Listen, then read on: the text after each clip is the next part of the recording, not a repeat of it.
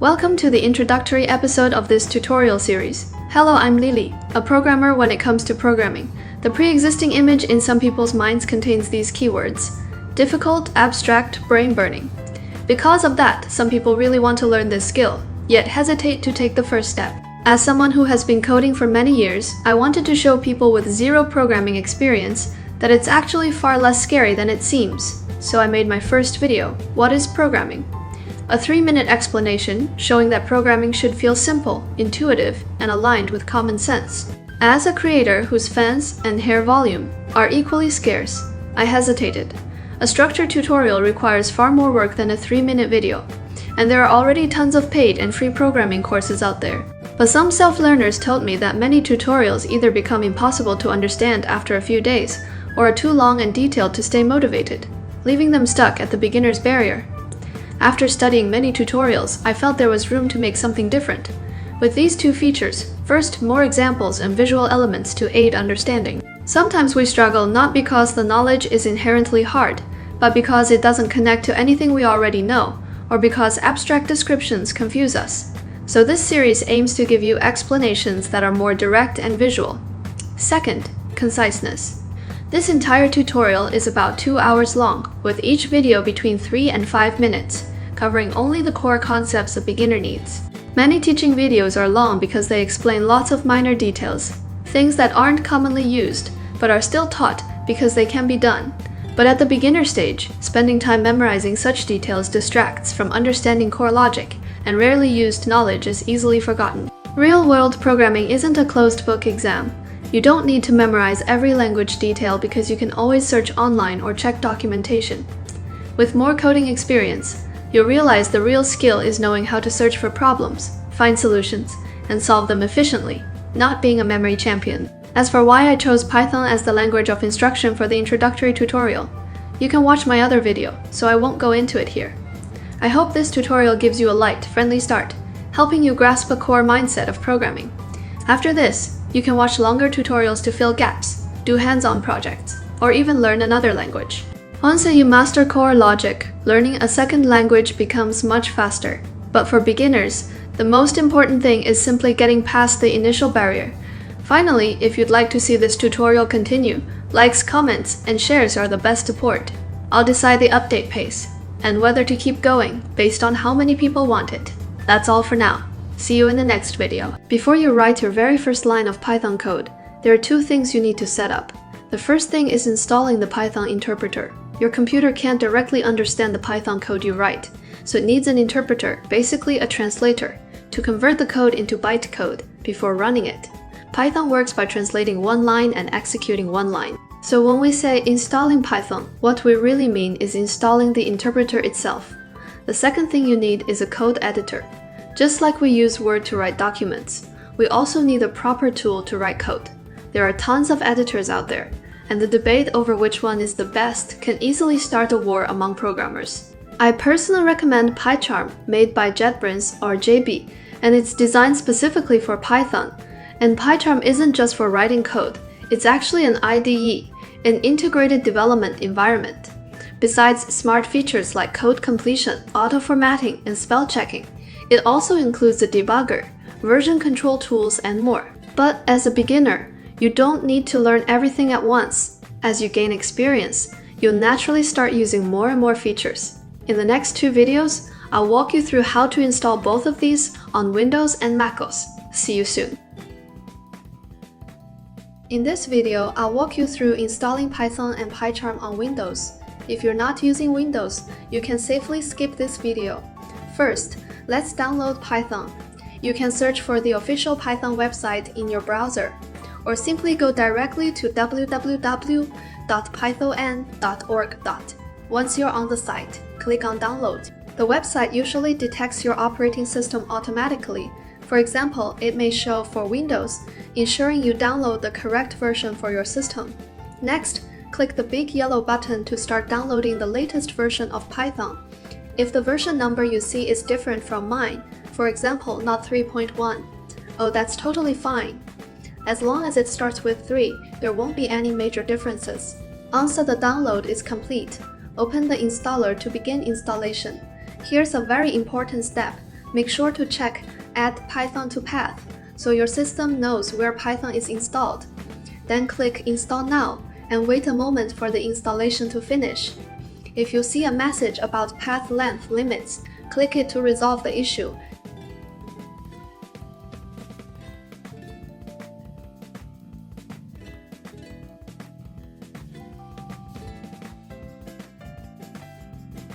Then click Close to exit the installer. To verify the installation, search for CMD in the menu to open the command prompt. Type Python in lowercase and press Enter. If you see Python followed by the version number you installed and some additional text, that means Python has been installed successfully. Next, we'll install PyCharm. Search for the official PyCharm website. If the URL looks correct, go to Downloads and click the blue button. This site should also automatically detect your operating system and select Windows for you. Click the black download button to get it. Once the download finishes, open it and follow the installation steps by clicking Next.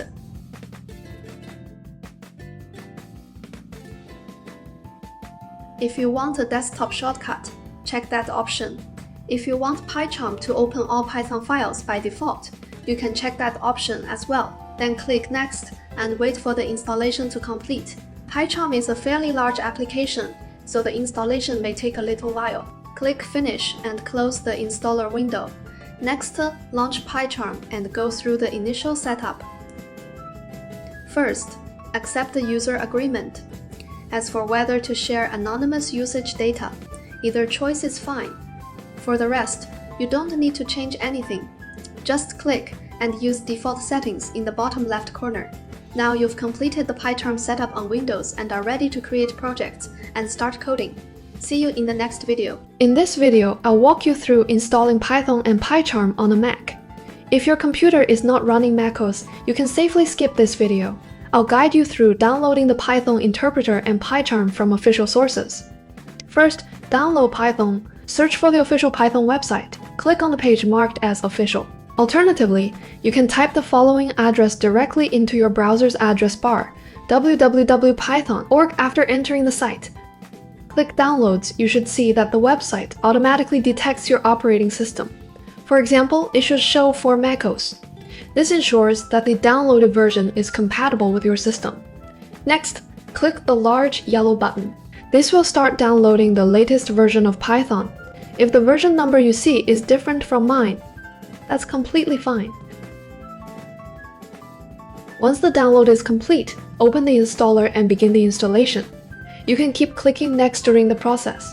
Then enter your Mac username and password. Administrator privileges are required for installation. The installation will then begin. Wait a moment for it to finish. Then close the installer window. To verify that Python was installed successfully, we need to open Terminal. Method 1 is to click the magnifying glass icon in the top menu bar, type Terminal, and open it. Method 2 is to open Finder. Then choose Go Y Utilities from the top menu, locate Terminal, and open it. Press Enter. If you see Python followed by the version you just installed, along with some additional output, that means Python is now installed on your computer. Congratulations! Next, we'll install PyCharm. Search for the PyCharm official website. If the URL is www.jetbrains.com/PyCharm, then you're in the right place. Click Download. You'll be taken to a new page. PyCharm used to have two versions, the Professional Edition and the Community Edition. The Professional Edition was paid, and the Community Edition was free. Now they have been merged into a single version. You can simply download this unified version. After downloading, you'll automatically get a 1 month free trial of the paid features. After the trial ends, you can continue using most features for free without subscribing. For pure Python development, the free features are more than sufficient. One more thing to note, check whether the chip type shown next to the download button matches your Mac. Checking your chip type is simple. Click the Apple icon in the top left corner.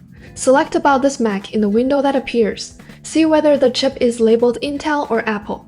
If your Mac uses an Intel chip, check whether it matches the version shown on the PyCharm download page. If it doesn't match, click the drop-down menu and switch to the Intel compatible version. Since my computer uses Apple Silicon, it already matches. so I can click download directly to download PyCharm. After the download finishes, open it, drag PyCharm into the Applications folder. It should now be located there. You can also search for PyCharm directly and open it. A window will appear asking you to select your language and region. Click Next. Next, you'll need to accept the user agreement. I usually don't read it in detail. Then choose whether to share anonymous usage data. Either option is fine. Next, if your Mac shows a prompt asking for file access permissions, simply click Allow. Then, if you have other code editors installed, PyCharm will ask whether you want to import their settings. I don't need that, so I'll skip it. You've now completed PyCharm's initial setup on MacOS. You're ready to create projects and start coding. See you in the next video. Following the previous videos, you should have already finished installing PyCharm. Now you're ready to create your own project. First, open PyCharm. Now we're going to create a project so we can manage our code files in one place. On the welcome screen, find New Project and click it. The first line here shows the location of your project folder. You can change it to a location that's easier to find. For example, your desktop. But make sure you create a folder first and then select that folder. Otherwise, PyCharm will treat your entire desktop as the project folder, which can get very messy. Below that, for the interpreter type, you can keep the default project venv. PyCharm will automatically detect the Python version installed on your computer. If you have multiple Python versions installed, you can open the drop-down menu and select the one you want. Okay, then click Create. Inside every project folder, you should only put files related to that project. For example, in a website project, you might have front-end and back-end code, images, and other assets.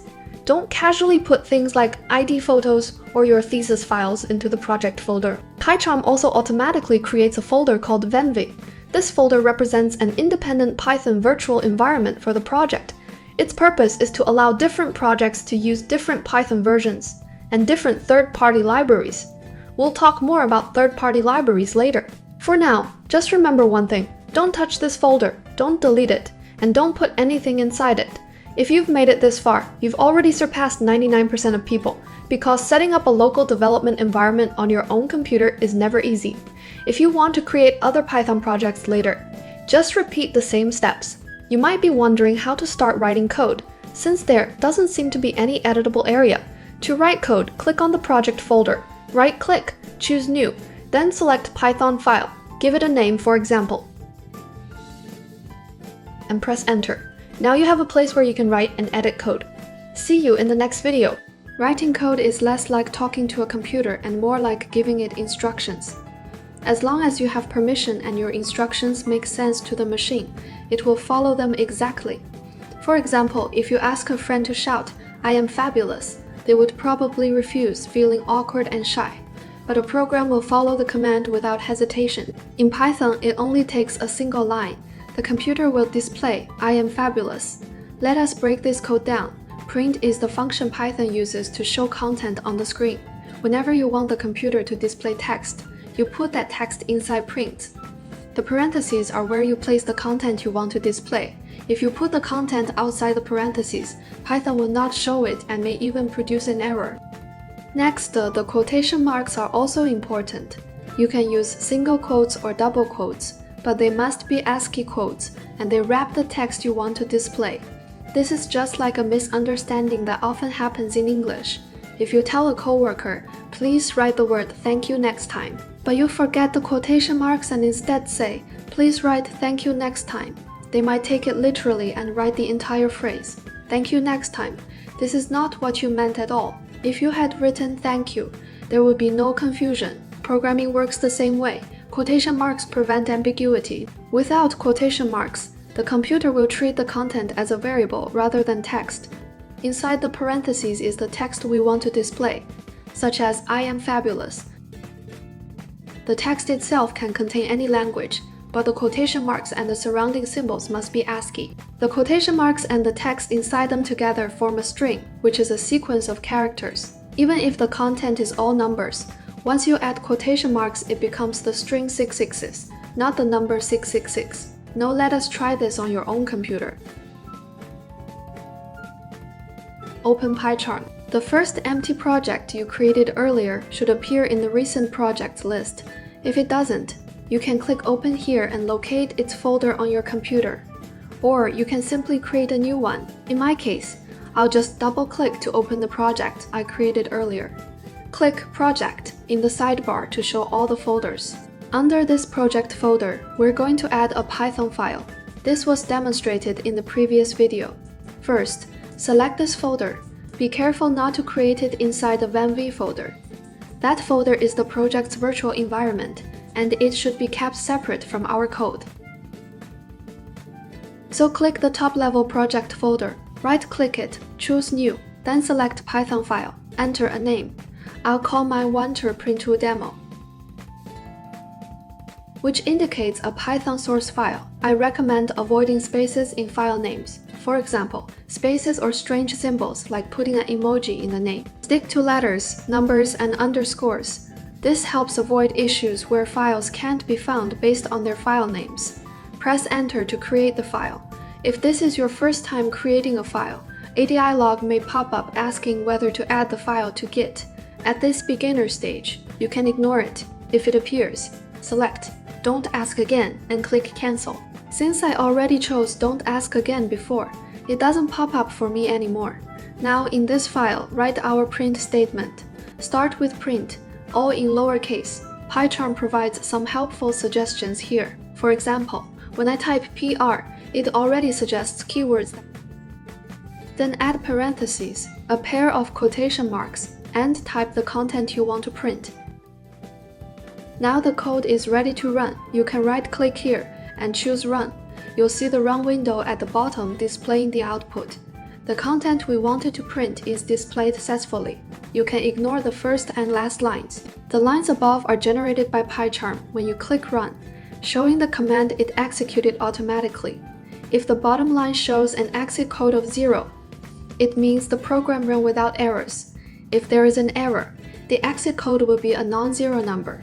These two lines are always shown by PyCharm every time you run the program, so you can ignore them. What you should focus on is the content between the first and last lines. The content inside the quotation marks can be replaced with anything you want.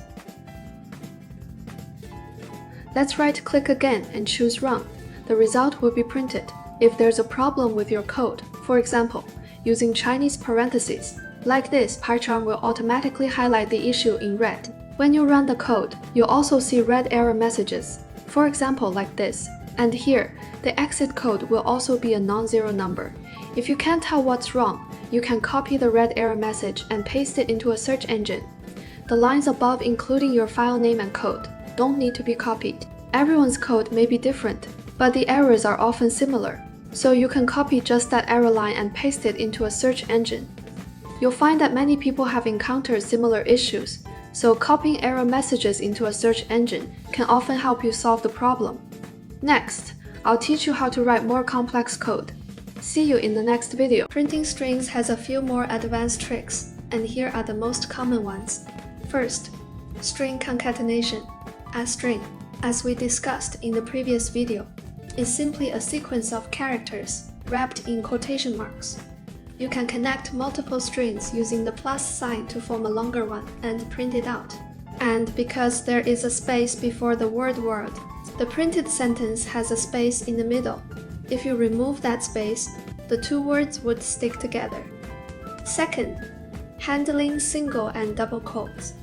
In the previous video we said you can wrap strings in either single quotes or double quotes. In most cases, both work the same, but if the content itself contains quotation marks, then you need to be careful about whether the inner and outer quotes are single or double. This line of code will fail. The first quotation mark is fine, but when Python reaches the second one, it thinks that marks the end of the string, so it believes he said it's the entire string. Then it keeps reading and becomes confused. What is that supposed to be? So it reports an error. But if you change the outer quotes to single quotes, Python understands that the matching single quote is at the end, and everything inside, including the pair of double quotes, is part of the string. You can also do the opposite, outer double quotes and inner single quotes. That prints out the single quotes correctly. But what if a sentence inconveniently contains both single and double quotes? There is still a solution. You can place a backslash before the quotation mark inside the string. This tells Python that the quote is part of the content rather than the end of the string. It may look a bit messy, but it prints exactly like this, he said. Let's go. Every quotation mark that comes right after a backslash will be printed as is. This backslash is called an escape character. Whenever a backslash appears in a string, Python knows to read it together with the next character and treat it as something special. New line characters. In Python, you cannot split a line of code randomly. If you write it like this, it will produce an error. Python reads a line and executes it. When it reaches the end of the first line and sees that your quotation marks and parentheses are not closed, it assumes you forgot them. It does not continue reading the next line and throws an error immediately. If you want the hi to appear on the next line, you can use a backslash followed by n to represent a new line. This is another use of the escape character. The printed result places hi on the second line. Fourth, triple-quoted multi-line strings. If you want to print a poem, using the previous methods can get tiring. You would either need to add Taiwan at the end of each line or write several print statements. Since each print starts on a new line, here comes the powerful triple quote feature. 3 single quotes or 3 double quotes in a row. When you wrap your text in triple quotes, Python treats each new line as part of the content rather than the end of a statement. This makes printing multiple lines extremely convenient. Time to practice. I'm still working in the project we created earlier. I create a new blank Python file. Example 1 is string concatenation. We're using the familiar print function again. Inside it, you can put multiple strings and connect them with plus signs. For example, start with print, then add a plus sign. The spaces on both sides of the plus sign are technically optional. However, adding spaces makes the code more readable. But never add spaces randomly at the beginning of a line. Like in this example, PyCharm is already warning me about an error. The importance of leading spaces will become clear later on. Then add another string. Now let's run it. You can see the full sentence printed successfully. The space in the middle is because I added a space in the code. The second example is escaping single and double quotes. We're still using print. First, let's try without using a backslash to escape. We try to print. Let's go. As you can see, PyCharm is clearly showing an error here. That's because it treats this as the end of the string and doesn't know how to interpret the rest. So we add a backslash here. Now you can see the error warning is gone. The backslash and the following single quote are highlighted in the same color, indicating they belong together, which shows they work as a pair. What you need to note here is that this is a backslash, not a forward slash. The backslash key is located above the enter key on the keyboard. A forward slash won't work here. Going back to the backslash. Let's run it. All right. You can see that let's go is printed successfully. Example 3 is the new line character. Let's try printing 2 lines. I am the first line, then a backslash followed by n, and I am the second line. Let's print it and see what happens. You can see that the line break worked. The second line appears on its own line. You can also print just a new line character by itself. This will create an empty line. For example, like this. Example 4 is multi-line input using triple quotes. Let's start with print again, then use 3 single quotes or 3 double quotes. PyCharm is quite smart. When you type 3 quotes, it automatically adds the closing 3. Here, I'll copy a Chinese poem and paste it in between, then run the code. You can see that the line breaks are printed exactly as they were. After printing all of this content, you might wonder what the practical use is. On C, you learn about variables. You understand one of the key purposes of printing. See you in the next video. Here's a common situation. You have a piece of text you use all the time, like your partner's phone number. The string is long, say, 11 characters, and typing it repeatedly is a hassle, not to mention hard to remember. So naturally, you'd wonder, can I store it somewhere? In real life, we have context apps. You search a name, and the phone number pops up. The name acts like a label, and through that label you get the stored value. Variables in programming work exactly the same way. They store or refer to a value. To use a variable, you first give it a name. The name can't contain spaces, and it can't start with a number. And don't put quotation marks around it. If you do, it becomes a string instead of a variable. Then you add an equal sign, followed by the value you want to assign. This is called an assignment. It gives a variable its value. Once assigned, you can use a variable repeatedly without retyping the whole value. Also, Python executes from top to bottom. You must assign a variable before using it. Otherwise, you'll get an error. It's like asking your contacts app for a number you never saved. It has nothing to give you. The program isn't a fortune teller. It is not going to guess for you. And if your partner changes their number, or you change your partner, your MyLove value needs to change too. Easy, just assign it a new value with another assignment. A variable is called a variable because it can vary. Now the printed result will show the new number. You can also assign one variable to another. For example, if MyLove currently stores your ex's phone number, but you want to switch it to your current partner's number without losing the old one, what do? You create another variable. Say my exes store the old number there, then assign a new value to MyLove. On the second line, you use the value of MyLove to assign it directly to my ex. In an assignment, the left side is treated as the variable name, while the right side is evaluated first, producing the number starting with 137, which then gets stored into my ex. Finally, you assign a new value to MyLove, and now you've saved both your ex's and your current partner's numbers. As mentioned earlier, print becomes super useful when variables are involved. You can print their current values to understand what the program is doing. Now it's practice time. I won't use a phone number as an example here. It's mainly because it's too long and I don't feel like typing it.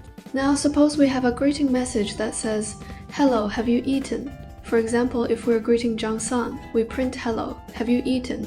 plus the name string, Jang-san. Then if we greet Li-Si, we again print "Hello, have you eaten?" plus the name string Li-Si. But if you need to greet many people this "Hello, have you eaten?" string would have to be typed over and over again. So we can assign it to a variable. For example, we can let greet, which means greeting, be equal to the string "Hello, have you eaten?" Then all the greetings below can be simplified into greet plus the name string. For example, like this. If you later want to greet someone else, such as Wang Wu, that's very easy as well.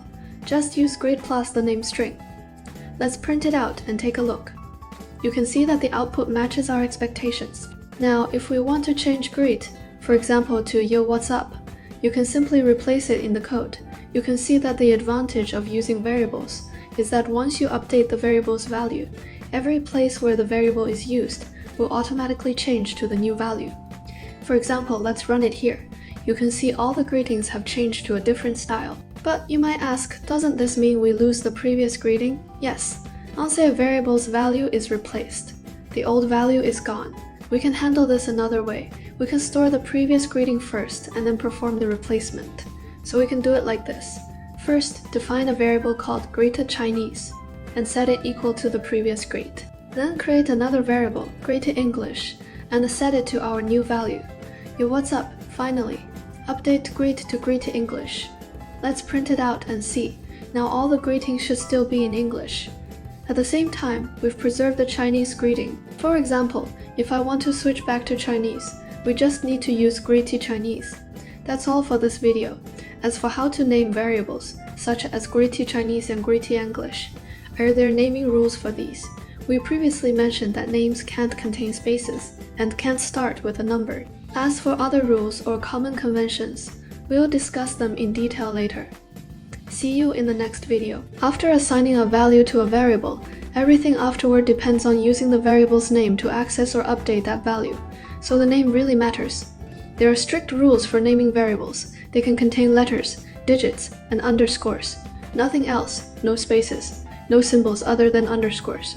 And they cannot start with a digit. If you break these rules, Python throws an error immediately, but no error doesn't mean good name. Variable names should be easy to understand and remember. If you name everything AA or ABC, you'll probably forget what they mean a few days later. So what counts as a good name and what doesn't? In Python, the common convention is snake case, all lowercase letters, words separated with underscores. For example, user age, user gender. Wherever English would normally use a space, snake case uses an underscore. There are other naming styles, like camel case, which uses capital letters to separate words, but Python generally prefers snake case for variables. 2 more important notes. Faraday variable names are case sensitive. User age and user age are 2 different variables. Avoid using Python keywords as variable names, such as print. If you assign something to print, say a string, you lose the ability to use the real print function in that program because the name is now overwritten. Python has around 30 keywords. You'll naturally become familiar with them, so there's no need to memorize them up front. PyCharm highlights keywords with special colors. If your variable name suddenly appears colorful, it's probably a keyword, so change it. That's enough for now. See you in the next video. I don't know if you've had this happen before. You are entering a long expression into a calculator or phone. Halfway through, you feel like you might have tapped the wrong key, and suddenly you're stuck.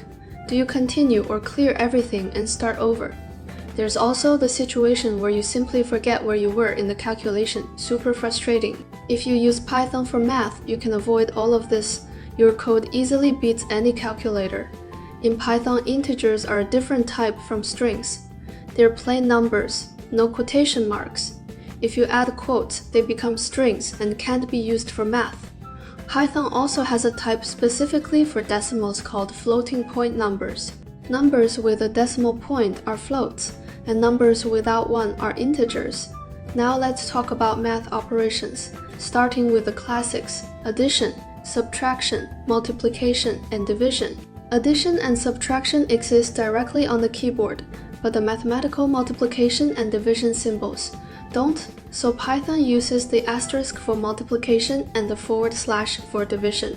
And it must be the / the one left of the shift key, not the \, which is used for escape sequences. So if we want to write 1 + 2 - 3 divided by 4 × 5, it looks like this in Python. Quick challenge, no prize. What's the result? If your answer is 0, then you need a refresher on operator precedence. Python follows the same precedence rules as standard math: parentheses first, then exponentiation, then multiplication and division, and finally addition and subtraction. Exponentiation in Python uses 2 asterisks, ****. If you want 2 to the power of 3, you write it like this. And yes, calculators can do more advanced operations like trigonometric functions, logs, square roots. Can Python handle those? Absolutely. Code doesn't lose first. You need to import a module called math. Think of each module as a toolbox, where every function is a tool for a specific job. For example, print is a function too. It outputs text. But you don't need to import it because Python includes it by default. Such functions are called built-ins. The math module, however, is specifically filled with mathematical functions. To import it, write import math at the top of your file. Then you use math followed by the function name to access its features. For example, to calculate the sine of 1 radian, you write math. Since you cannot omit the math part because the function belongs to that module, how do you know what other functions the math module supports? You can look up the official Python documentation for the math module. It lists all available functions. For example, if the doc say math, log2 returns base -2 logarithms, then the log base 2 of 8 is written as math, log2 8. But if you write an expression directly in your script and run it, you'll notice nothing prints out. That's because Python does compute the result and store it in memory. But since you didn't use it or print it, you never see it. So to see the result, you must use print or assign the result to a variable and then print that variable. Now it's practice time. Our goal is to write a quadratic equation root calculator. For example, to calculate the 2 real roots of -x² minus 2x plus 3 equals 0. We can use the quadratic formula. I have already forgotten this formula. I just looked it up. First, we assign variables in the code because here it is plus or minus. There are 2 solutions. We can calculate them separately. First, calculate the solution with addition. which is negative b plus the expression under the square root is b squared. Minus 4 times a times c squaring is represented by 2 asterisks. Then the question comes, how do we write the square root in code? A square root is equivalent to the 1/2 power, so it can be written in this way, or you can use a function called cqrt from the math library, which also returns the square root. This is written in the documentation. If I want to use this cqrt function, first I need to import math at the top of the file. Then use its function here. The library name comes first, followed by a dot. Then comes the function name, which is cqrt. Then continue back to our formula. Because division comes next, we wrap everything above the fraction line in parentheses, divided by 2 times a. Okay, this is our first solution. And the second solution only needs the plus to be changed to minus num moment of truth. If you run it, you will find nothing appears because, as mentioned before, you need print. To see the result, the print also needs to wrap the entire expression. Then click run. At this point, you can see the 2 correct outputs. If you want to solve another equation, you do not need to change the formula at all. You only need to update the variable values above. For example, if we calculate x squared plus 9x plus 20 equals 0, just run it. Direct result is shown again. To summarize, doing math with code has the following 3 advantages. First, you can see the entire formula. You can check it anytime without worrying about mistakes. Second, it is very easy to change variable values. There is no need to retype the formula. Third, if the formula is complex, you can break it into steps using intermediate variables. For example, let b squared minus 4ac equal delta, then you can directly write the square root of delta. The output should still be the same. This makes the process cleaner and clearer. This video contains many knowledge points. The next video will be more relaxed. See you later. There's a joke that one of the things programmers fear most is this: when you finish writing your code, only you and God know what it does. A few days later, only God knows. To avoid this, programmers usually add comments when writing code. A comment is 1 or more lines of text that the interpreter or compiler completely ignores. It's for humans to read, not for the machine to execute. All a major purpose of comments is to explain the reasoning behind code, helping others or your future self understand the intention. In Python, comments start with a hash number. Anything after the number is ignored and never executed. But the hash only works for a single line, so for multi-line comments, you need a number at the start of each line. Besides explaining code, comments can also be used to temporarily disable code without deleting it. Just add a number in front. If the code block is long and you don't want to add number manually, PyCharm has shortcuts. Select the entire block and press Ctrl+5 on Windows or CMD+4. On Mac, PyCharm will automatically add number to every selected line. Pressing the shortcut again removes them. Another way to make multi-line comments is to wrap them in triple quotes. You might wonder, didn't we use triple quotes earlier for multi-line strings? Yes, but if you don't print it, assign it, or use it in an expression, it has no effect, so it behaves just like a comment. That's why many people use triple quotes as multi-line comments. Since comments don't affect program execution, some programmers get creative, writing jokes, prayers for bug, free code, or dramatic warnings to future developers. Comments have even caused PR scandals. In 2017, a developer at Xiaomi Music labeled free VIP users as poor VIPs in a code comment. When users discovered it, it caused backlash, and the developer had to apologize, saying they would write proper comments from now on. So yeah, try not to go too wild with your comments. See you in the next video. In Python, these categories are called data types, which include strings, integers, floating point numbers, booleans, the null type, and later on, lists, dictionaries, and more. The string type str is a sequence of characters that represents text. It's typically wrapped in either double quotes or single quotes. You can use the len function on a string to get its length. When calculating the length, spaces, numbers, and symbols each count as one character. But note, if there's an escape sequence, like a backslash followed by n for a new line, the entire escape sequence counts as just one character. You can also extract a single character from a specific position in a string by placing square brackets after the string and putting an index inside. you can pull out the character at that position. Think of the index as a position number, but unlike in daily life, in programming we start counting from 0. The first index is 0, the second is 1, and so on. So if I want the fourth character, I'd use index 3, which would give me the character L. The integer type in Python is int, and floating point numbers are called float. Operations with these were already covered in the earlier video on math in Python. Since number notation and arithmetic are fairly intuitive, I won't go into detail again here.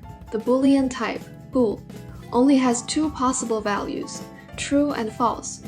True is written as true, with a capital T, and false as false capital.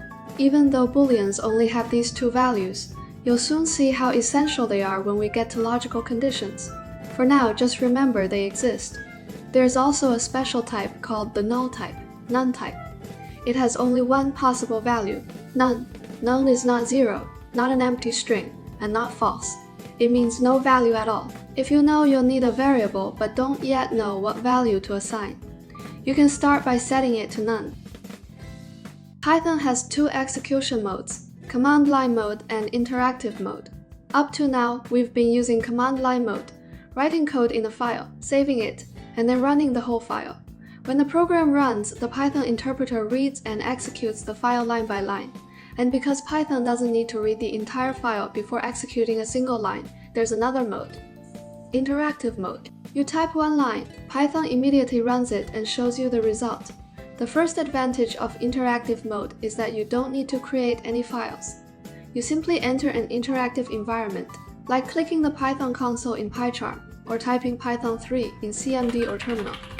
You'll see 3 angle brackets, which means Python is waiting for your command. You can type any Python statement, for example, print hi, press enter, and Python immediately prints hi. The second advantage of interactive mode is that you don't need a print statement to see results. For example, in command line mode, if you define a equals hello plus, you need print a to view the value in interactive mode. Typing a and pressing enter directly shows it. Similarly, for 3 times 2, you would need print 3 times 2 in command line mode to see the result 6. In interactive mode, Python evaluates it and displays the 6 automatically.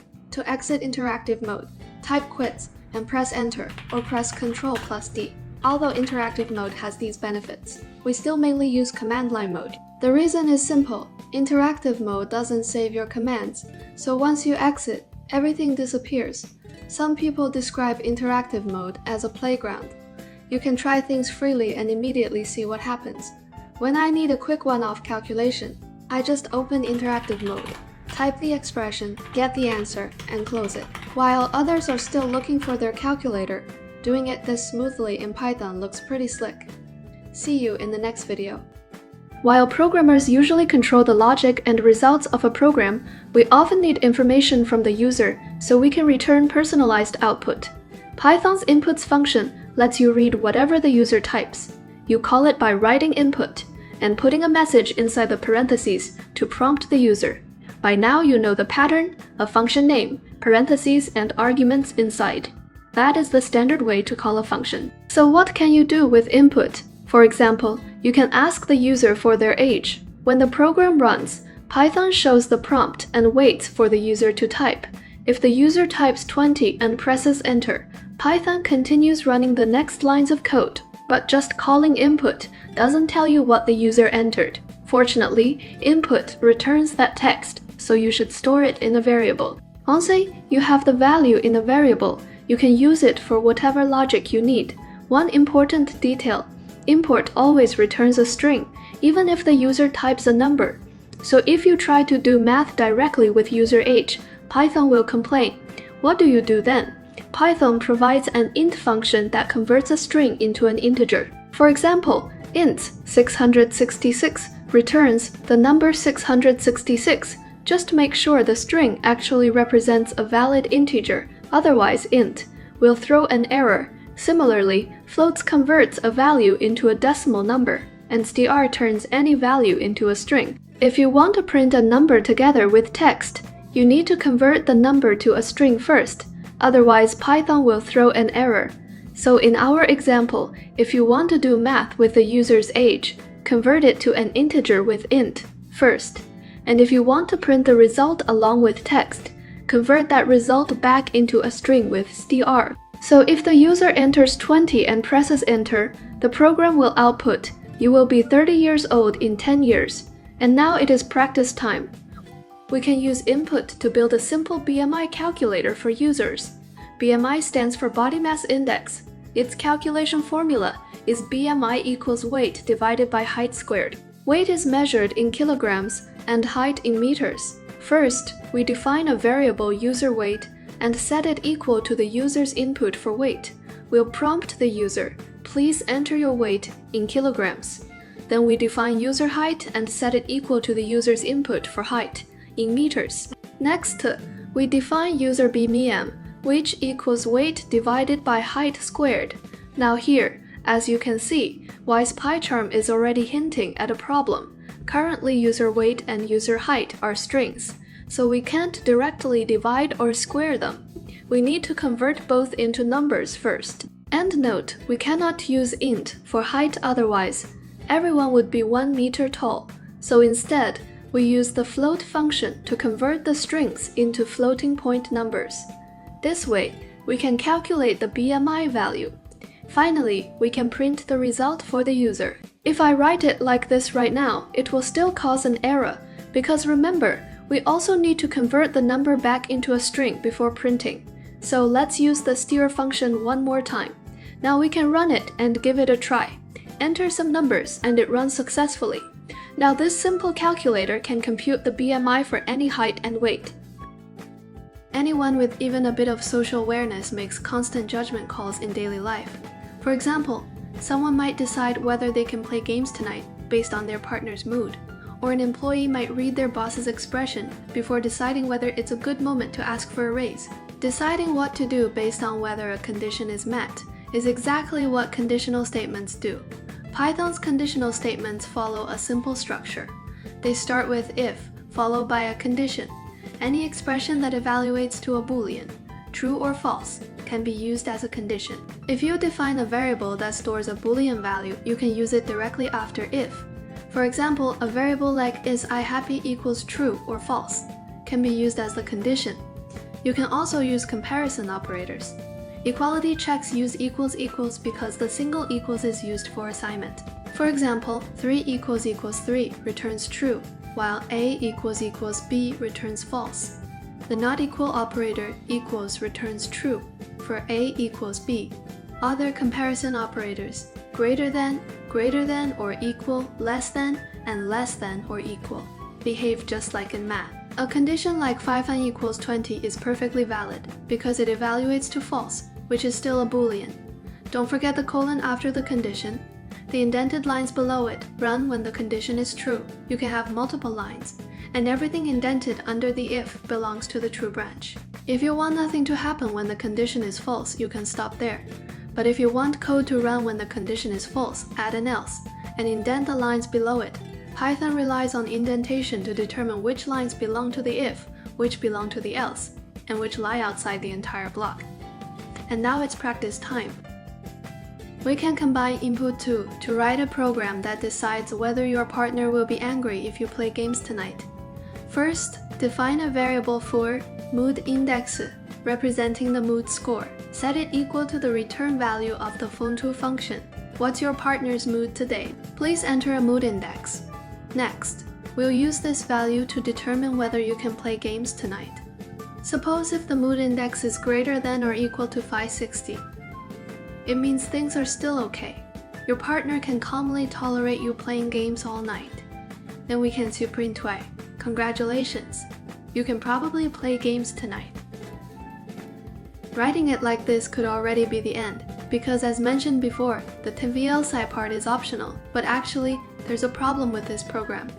Don't forget the 40 inputd function always returns a string. If we want to compare the string mood indexi with a number, we need to convert mood indexi into a number first. So here we still use the fundado function to convert it into a number. Then we can also add the funilc part, colon, press enter. Still, don't forget the indentation, although PyCharm will automatically indent for you.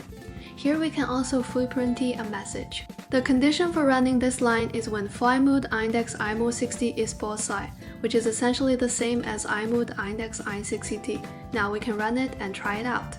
First, enter a number for a pretty good mood, say 85. You can see it prints. You can play games tonight. Let's run it again and try entering a not so good mood number, 20. It prints, better not play. Also, as mentioned before, the block under a condition can have more than one line. You just need to remember the indentation. For example, if you can play games, I can also add an emoji here to express a cheerful mood. If you don't indent properly, there will be a problem, because Python sees this line isn't indented, so it thinks the conditional block has ended. Then this line will be printed no matter what. Then below it, Python sees a -d sign. But typeint exists independently of -foo, so Python will raise an error. Now let's fix the indentation and run it again to test. You can see the second line is printed too. See you in the next video. Last time, we talked about how conditional statements decide what to do based on whether a condition is met. If the condition is true, Python runs the code under if. If it's false, it runs the code under else. But sometimes one condition isn't enough to decide what should happen. For example, if your partner is in a bad mood, you usually wouldn't dare spend the whole night gaming. But if they're in a bad mood and happen to be out hanging with friends, then your gaming freedom magically returns. That's when nested conditionals come in handy. A nested conditional simply means putting one if statement inside another. For example, you write one if first and inside it indented. You write another if. For the inner code, let's call it action A to run. Condition 1 must be true. Otherwise, the second condition won't even be checked. And of course, condition 2 must also be true. You can also add an else to that inner conditional. In that case, action B runs only if condition 1 is true and condition 2 is false. With nested conditionals, indentation becomes even more important. Python uses 4 spaces per level, and it relies on that indentation to understand which branch each line belongs to. You can also attach an else to the first condition. That block runs whenever condition 1 is false. Using nested conditionals, our earlier example would look something like this. If your partner's mood score is below 60, then check if they're home. If they're home, no gaming for you. If they're not home, congratulations, freedom unlocked. Instead of nesting, you can also use multiple conditions with elif, which lets you split behavior into more detailed cases. Python checks each condition from top to bottom and executes the first one. That's true. You can have as many elif statements as you want. No limits. This structure is often clearer and easier to read than deep nesting. And since Python executes from top to bottom, it only runs the first matching branch. So if condition 2 and condition 3 are both true, only the code under condition 2 runs. And now it's practice time.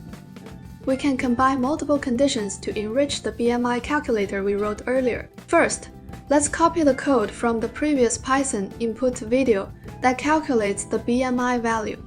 If you've forgotten what that code does, essentially, it collects the user's weight and height, converts them to floats, then uses the BMI formula, weight divided by height squared, and prints the calculated result. According to the adult BMI classification standard, if the result is less than or equal to 18.5, it's considered underweight. If it's greater than 18.5 and less than or equal to 25, it's I-normal. If it's greater than 25 and less than or equal to 30, it's die-overweight. If it's greater than 30, it's die-obesities. We can use multi-condition logic to output the corresponding classification for the user. First, if we see user BMI is less than or equal to 18.5e, output, this BMI value is in the underweight range. If we only had two cases, less than C18.5 and greater than or equal to 18.5e. But since we now have multiple ranges, we need to use VC alifi. How should we write this condition? In math, we can write something like CAX equals B to express a range. This notation is also valid in Python, so we can use it directly as a condition. then output, this BMI value is in the normal range. Next, same idea. If it's greater than 125 and less than or equal to 530, output, this BMI value is in the overweight range. For the last condition, if all the previous conditions are false, that means the BMI is greater than 30. Meaning, if none of the earlier conditions match, output, this BMI value is in the obese range. Now we can run it and give it a try. Enter any weight, then any height, and you'll see it already outputs the correct BMI category. If you'd like to enrich this calculator further, you could try using nesting. For example, based on the user's gender, you could output hello, sir, or hello, madam before displaying the BMI classification. See you in the next video. Last time, we talked about using nested conditionals to check multiple conditions. For example, if your partner's mood score is below 60, then check whether they're home that night. If they're home, no gaming. If they're not home, game on. Two nested, if statements can express this perfectly. But in some situations, things get more complicated and involve even more conditions. For example, let's imagine your partner will only be in an amazing mood, good enough to gift you a Nintendo Switch for New Year, if you've done over 10 chores this month, sent gifts more than once, gone shopping with them over 4 times, and haven't made them angry even once. If you try to express all that using nested conditionals, the code becomes extremely not elegant. Too much indentation, and you'll get lost instantly. That's when logical operators become useful. Python only has 3 logical operators, and, or, and not in plain language, and means both. XI5 and XSA10 means x is greater than 5 and less than 10, or means either XI55. 5 or XSA10 means x is either greater than 5 or less than 10. Not means not. Not XSA5 means x is not greater than 5. You can use and to connect 2 or more conditions. All of them must be true for the result to be true. If even one is false, the whole expression becomes false, or returns true if any condition is true. It only returns false when all conditions are false. Not works on a single value. If the value is true, not makes it false. If it's false, not makes it true. Not is straightforward. It just flips the Boolean value. If you struggle to remember an and/or, think of it this way. Pretend true is a happy event and false is an unhappy one. And it's like a pessimist if anything is unhappy. The whole thing becomes unhappy. Or it's like an optimist. If anything is happy, the whole thing becomes happy. You can also mix logical operators, but then you must watch for precedence, not runs first, then and then, or. Of course, parentheses let you change the order, just like in math. Using logical operators, the earlier example can be written much more clearly. It's far cleaner than the nested version. But logical operators aren't always the best choice. You pick based on the situation. See you in the next video. When a big sale season is coming, how do you keep track of all the things you want to buy? If you only want to buy 2 items, you can define variables like item 1 and item 2 and assign them the items you want. But if you want to buy 10 items, defining 10 variables one by one quickly becomes annoying. To solve this problem in a cleaner way, we need a data structure that groups related data together. Python lists are designed for exactly this. An empty list is represented by a pair of square brackets. To put multiple values into a list, wrap them in square brackets and separate them with commas. To add items to an existing list, you can use a list method called append. Methods are similar to functions in that they perform specific tasks. The difference is that methods are called on an object using a dot, while functions are called directly by name. Only important difference is that lists are mutable, while types like strings, numbers, and booleans are not. What does that mean exactly? Take strings as an example. The upper method returns a new uppercase string, but the original string stays unchanged. If you want to update the variable, you must assign the new value back to it. It returns a new string while the original string stays unchanged. So if you want to actually update the variable, you must assign the new value back to it. Lists, however, are mutable, and append directly modifies the original list. That's why you should not reassign the list when using append. To remove an item from a list, you can use the remove method.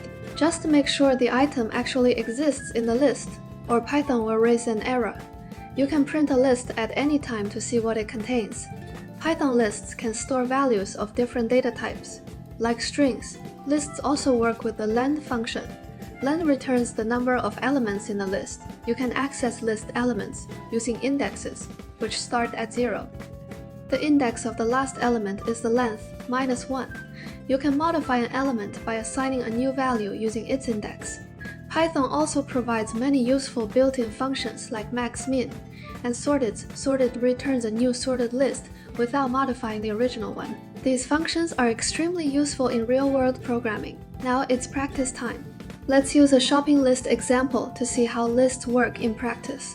First, define an empty list called for shopping. An empty list is represented by a pair of square brackets. Suppose the first two items on the list are a keyboard and keycaps. We can use the farxiangbe append method to add them. Now let's print a list to see what's inside. Both strings should appear in it. If we want to remove the keycaps from the list, we can use a list name, followed by a dot, then farmofei, and put the value inside parentheses. Print the list again, and the keycaps should be gone. Let's try adding a few more items, like speakers and a gaming chair. At this point, we can use the findAfang function to check how many elements are in the list. It should output fardiffery. If you want to access an element at a specific position, you can use its findexoin. For example, to see only the first item in the list, you'd write tprint shopping list 0, because in programming, counting starts at T0. Now imagine you realize you can't afford the speakers and decide to replace them with a hard drive. You can also use the index to update the second element to hard drive.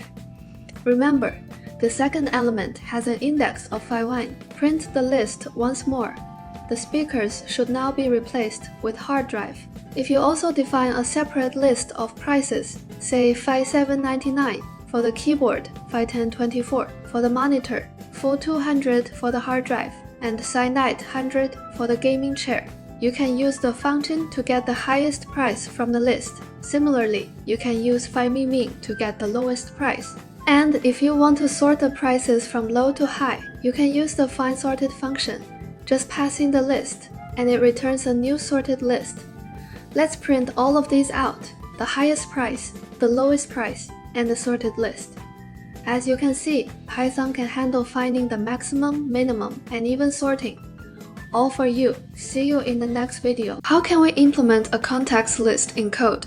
The key feature of a context list is being able to look up a phone number by a person's name. You could technically do this with variables. For example, to store Henry's number, you could assign it to a variable called phone number O for Henry. To store Mary's number, you create another variable like phone number our number. Whenever you need someone's number, you just print that variable, but the problem is that this quickly gets messy. As the number of people grows, phone numbers end up scattered everywhere. So we need a data structure that can store all phone numbers in one unified place. What about using a list, which we learned earlier? If we use a list, we do end up with something that looks like a contacts list. But a list of phone numbers alone doesn't tell us who each number belongs to. That completely defeats the basic purpose of a contacts list, looking up numbers by name. What we really want is to bind names and phone numbers together. This is exactly what dictionaries can help us do. A dictionary is used to store key-value pairs. The key is called a key, and the corresponding data is called a value. Each key maps to a value, and we use the key to look up that value. This works just like a real-world dictionary. You look up a word as the key and get its definition as the value. An empty dictionary is represented by a pair of curly braces. To store multiple key-value pairs, you put them inside curly braces, connect keys and values with a colon, and separate pairs with commas. To get the value for a specific key, write the dictionary name followed by square brackets containing the key. One important rule is that dictionary keys must be immutable. Lists are mutable, so they cannot be used as dictionary keys, strings, integers, and floats. On the other hand, work just fine. But what if your contacts list has 3 people all named Mike, and you need both name and age to tell them apart? Lists can't be keys, so what do? Python thoughtfully provides a data structure that's immutable, but looks a lot like a list, the tuple. Tuples can hold multiple elements too. Visually, lists use square brackets, while tuples use parentheses. Because tuples are immutable, you can't add or remove elements from them. That lack of flexibility is exactly what allows us to store multiple Mike entries in a dictionary. In this case, those tuples become the dictionary keys. When looking up a phone number, you use the entire tuple as the key. Like lists, dictionaries are mutable, so you can add and remove key-value pairs. For example, if you get a phone number from someone new and want to add it to your contacts, you can assign a phone number to a new key using square brackets. This adds a brand new key-value pair to the dictionary. But be careful updating a value uses the exact same syntax. If the key already exists, this operation will overwrite the original value. You gain a number, but you also lose the old one. If you want to check whether a key exists, you can use key in dictionary, which returns a boolean. It returns true if the key exists and false otherwise. To delete a key-value pair, you can use del. Write del followed by the dictionary name and the key in square brackets to remove both the key and its value. If the key doesn't exist, Python will raise an error. If you want to know how many entries a dictionary has, the good old lend function still works. And now, it's time to practice. We can use a dictionary to create a digital glossary for looking up internet slang. This exercise will combine the dictionaries with input and put and diction if all conditions you've learned earlier. You can search online for some popular slang terms. First, create an empty dictionary. Let's add 2 entries to start with. The way to do that is sec a colon, then the value for that key. So I'll copy the first entry here. For the next key value pair, separate them with a comma, and I'd recommend adding a line break since the text is long. That makes each entry clearer to read. Then again, key colon, value. Now we've created a dictionary with v2 entry C. Next add more slang terms and their definitions one by one. The way to add is dictionary name. Square brackets put the key inside, then assign a value to it. Now our dictionary contains 3 entries. Adding them manually is a bit slow. Let me use a little editing magic here. Alright, now the dictionary has Bayesian entry C. We can start building the lookup feature. Here's how it works.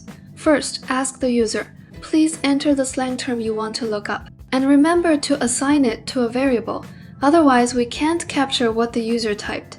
We need to check if the search term exists in the dictionary. We can use for to on that. If the key is in the dictionary, first print the meaning of the term you searched for is as follows. Then we print the definition. How do we get the definition for query? It's dictionary name, square brackets, and the key name. But here the key is stored in a variable, so we put query inside the brackets. This means we're using the user's input to look up the corresponding value in the dictionary. If the searched word isn't in the dictionary, print. The slang term you searched for is not yet included. Then let the user know how many entries our dictionary currently contains. For that, we'll use the find_up function. So we print, this dictionary currently contains __ entries. To get the dictionary's length, use filing with the dictionary name inside. One important note, silent. Return silent returns an integer, so we need to convert it to a string before joining it with other text. Now let's run and test it. Suppose I look up the meaning of sci-fi-wides. You'll see it successfully prints the definition, because that entry already exists. Now let's try a slang term that doesn't exist. Type anything random. You'll get the slang term you searched for is not yet included, and it will also print how many entries are currently in the dictionary. See you in the next video. Imagine you have self-reported temperature data from tens of thousands of employees, and you need to find out whether anyone has a temperature above 38 degrees Celsius. If you check them one by one, the pandemic might be over by the time you finish. In Python, we can use a swivel loop to iterate, and the iterable can be a list, a dictionary, a string, and so on. Iterating over a list means doing something to each element in order. Iterating over a dictionary means doing something to each key or value in order. Iterating over a string means doing something to each character in order. The basic structure of a Python for loop looks like this.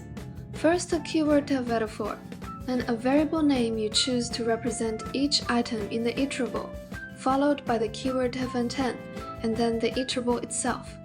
For example, if we want to check a list of temperatures, we can write it like this. Here, temperature lister is a predefined list containing everyone's temperature data. Temperature is just a variable name you choose. It doesn't matter what you call it. This variable will be assigned each element in the list, one by one, until the last one. The operations you want to perform on each element go on the next indented line. Any indented line is considered part of the for loop and will be executed once for each element. For example, to check each temperature and print, we're in trouble if it's above 38 degrees. You could write it like this. This way, you can simply count how many times the message is printed to know how many people have a fever. However, this still doesn't tell you exactly who has a fever. If you also have a dictionary that uses employee IDs as keys and temperatures as values, you can use a for loop to filter out the people with fevers. A Python dictionary provides 3 useful methods. Dikeys returns all the keys, values returns all the values, items returns all key-value pairs. We can combine a for loop method to print out the employee IDs of people who have a fever. Here, the for loop uses 2 variables because pathpool of a key and a value. This syntax assigns the first element of the tuple to phi dot and the second to phi temperature. If this doesn't feel intuitive, it means the same thing as writing it in this more explicit way. Running this program instantly finds all employee IDs with a temperature greater than or equal to 38 degrees Celsius. A for loop combined with deranging can do some powerful things as well. When the great mathematician Gauss was in elementary school, his teacher asked him to compute the sum of numbers from 1 to 100. He immediately came up with the formula and got the result 5050. For those of us who aren't Gauss, manually adding 1 plus 2 plus 3 all the way to 100 even, in code is still pretty tedious. This is where a for loop with for range really shines. Range represents a sequence of integers. The first number is the starting value, and the last number is the ending value. One important detail is that the ending value is void node included in the sequence. For example, insert for I in range 5, 10.b will take on the values from 5 to 9, but tevi no to 10. Range CV can also take a third parameter called the step, which controls how many numbers you skip each time. If you don't specify it, the default step is 1. For example, if you want to print all the odd numbers between 1 and 9, you could write it like this. With this approach, Gauss's little problem, summing the numbers from 1 to 100 becomes trivial for us too. First, we define a variable to store the result of adding 1 plus 2 plus 3, all the way up to 100. Then inside the for loop, for I is 1 in the first iteration, so 1 is added to for In the second iteration, for I is 2, so 2 is added and so on, until all I reaches 100. After the loop finishes, we print the value of for and get the answer we want. See you in the next video. Imagine you want to capture an entire sunset with a camera, but you don't want to stare at it the whole time.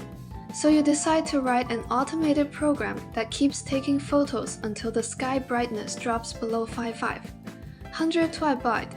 But how do we write this? Let's assume we have a function called fiMeasureBrightness that can measure the current brightness of the sky. If we only use andava statement, there's a problem.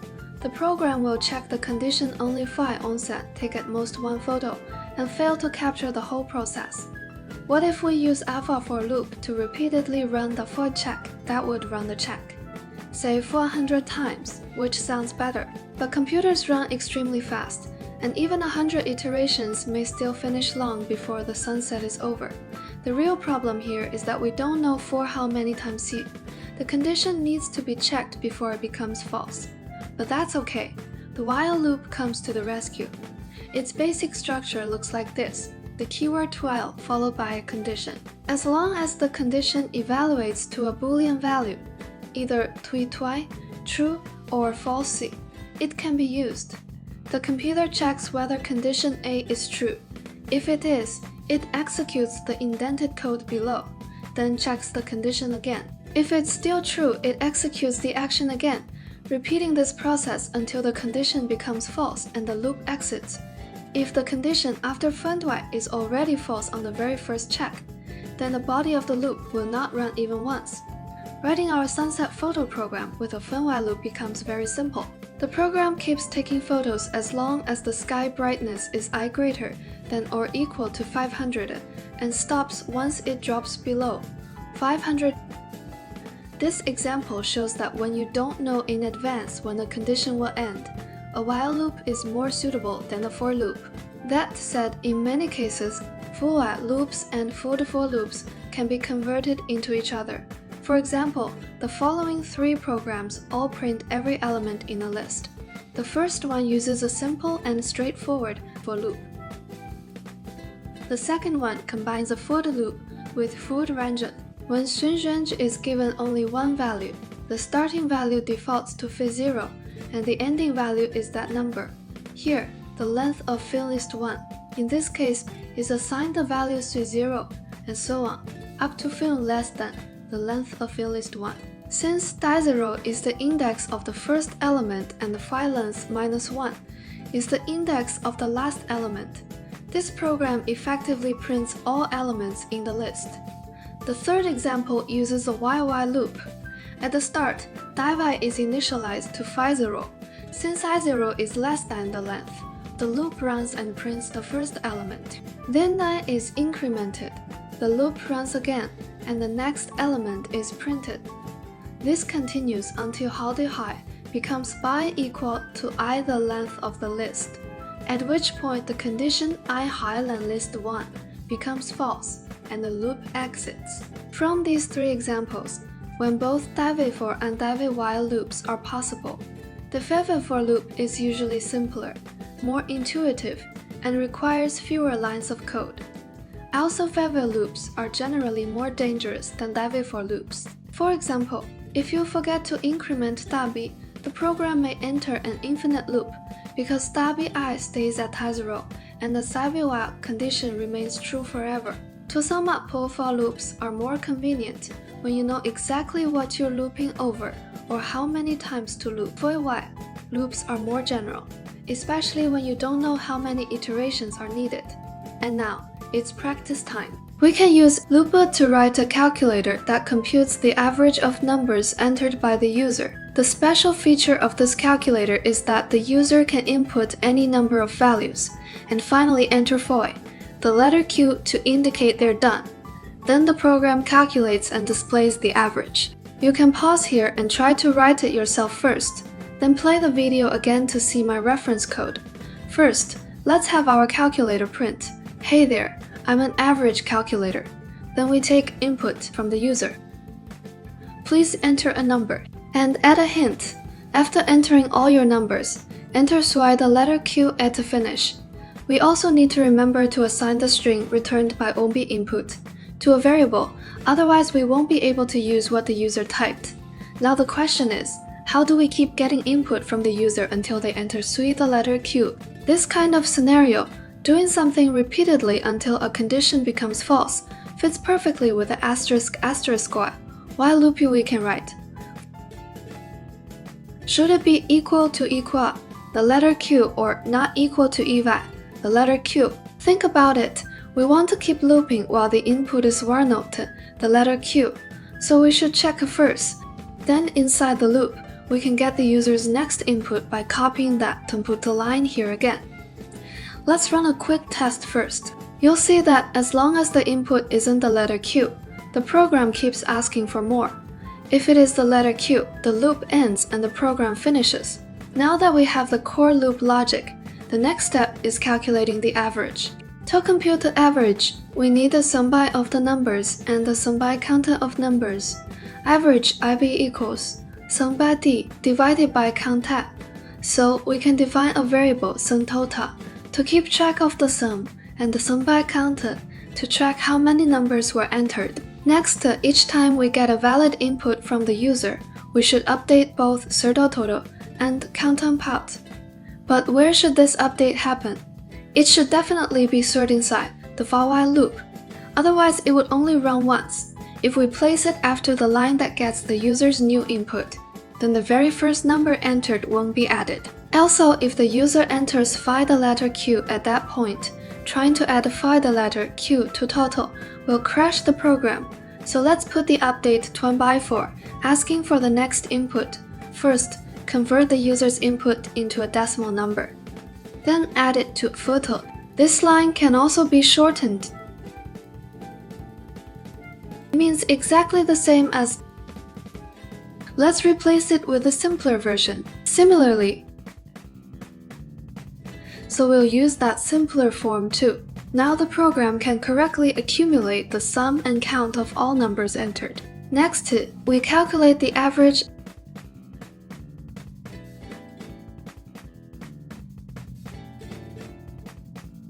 Just need to print it out. Print the average of the numbers you entered is result. But there's still a potential issue if the user enters the letter Q right at the beginning. Total would be 0 and counter would also be 0. Then 0 divided by 0 is mathematically undefined.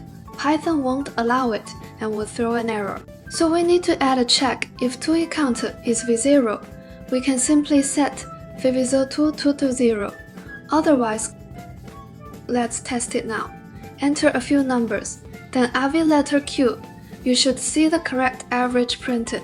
Now try running it again and entering YD immediately. It should still print the correct average, 0 in this case. See you in the next video. To make a wedding invitation feel more personal and sincere, the simplest trick is to include the guest's name in the message. This way, every guest feels like the invitation was written just for them. Of course, if you're sending invitations to many people, manually changing each name would be a huge hassle. But for those of us who can write code, this is not a problem at all. Let's say we have a wedding invitation template with several places where the guest's name needs to be inserted. With a contact list, we can use a for loop to insert each name into the correct positions. Since the line of code is quite long, we can use a backslash to break it into multiple lines. Assuming we already have a function called sendIMessage that sends messages based on the contact's name, this program can now automatically generate the invitation text and send it to each guest. Next, let's level up the scenario a bit. Suppose we not only want to replace the guest's name automatically, but also insert the wedding date. This way, by changing just the date, the same invitation template can be reused over and over again. However, if we keep using string concatenation, the invitation text will be chopped up by lots of plus signs, making it hard to read and painful to maintain. Python provides two cleaner and more elegant ways to format strings. The first one is the format method, which lets us write message content like this. Curly braces mark the parts to be replaced, and the numbers indicate which arguments from format will be used. Here, 0 refers to the first argument, name, and 1 refers to the second argument, wedding date. When name is Alice and wedding date is the 20th of May 2050, message content will look like this. Now the entire message is contained in one complete string, which is much easier to read. With format, you can also replace values by keyword instead of by position. In this case, the positions of the name and date don't matter anymore. Only the keywords do. For example, if the keyword receiver name is assigned the value name, every occurrence of receiver name will be replaced with the value of the name variable. For an even cleaner approach, you can reuse the variable names directly in the string, as long as you remember that the part before the equal sign is the keyword, and the part after it is the value. Besides using format, you can also use f strings. By adding an f before the string, the expressions inside the curly braces are evaluated directly and inserted into the string. For example, if year is the 20th of May 2050 and name is Alice, this will produce exactly the result we want. In addition to formatting strings, Numbers can also be formatted inside strings. For instance, if we have a dictionary of student names and their GPAs, even though GPA is a floating point number, format can print it without manually converting it to a string. You can also use a colon, dot, number, and F to control how many decimal places a floating point number keeps. For example, adding 2F will format the GPA to 2 decimal places. The same applies to F strings. Adding 2F inside the braces keeps all GPAs at 2 decimal places. See you in the next video. Suppose we want to write a program that calculates the area of a circular sector and prints it out. The formula for the area of a sector is the central angle divided by 360, multiplied by pi, and then multiplied by the square of the radius. If we approximate pi as 3.14, and the central angle is 160 degrees with a radius of 30, the program would be written like this.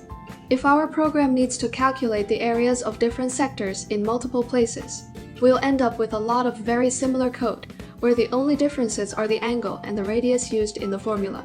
In software development, there is a principle called the dry principle, don't repeat yourself, which means you shouldn't copy and paste the same code over and over again. These chunks of duplicated code clearly violate the dry principle. Functions can help us avoid this kind of repetitive coding. We've actually encountered functions very early on, such as print, sum, and type. These are built-in functions in Python. Each function is responsible for performing a specific task. When using a function, we call it by writing the function name followed by parentheses, with the arguments we want to pass in placed inside the parentheses. But we can not only call functions, we can also define our own functions. You can think of defining a function as building a machine that handles a specific task. Once the machine is built, whenever you need that task done again, you just use the function instead of redefining it every time. For example, let's first try defining a function that calculates the area of the first sector. First comes the def keyword, which indicates that we are defining a function, followed by the function name, parentheses, and a colon. Then we use indentation to indicate which lines of code belong to the function definition. Next, we can move all the code that calculates the area of the first sector into this function definition. At this point, the function has been fully defined. It's important to note that when a function is defined, none of the code inside it is executed. The code only runs when the function is actually called. Now, whenever we want to print the area of the first sector, we only need a single line of code, the function name followed by parentheses, to call calculate, sector 1. Python will then execute the code inside the function line by line and print the area of the first sector. However, this function still has a problem. While it works well for repeatedly printing the area of the first sector, what if we want to print the area of a second sector? Do we need to define another function called calculate size sector too? That would still introduce similar duplicated code. We can make this function more general by using parameters. This is like having a machine that makes buns. At first, you only want pork buns with white dough, so whenever you press the button, the machine gives you a pork bun with a white wrapper. Later, you realize you also want chive buns with purple dough or beef buns with green dough, so you switch to a more general machine one that takes the filling and the dough as inputs. If you give it beef, it makes a beef bun.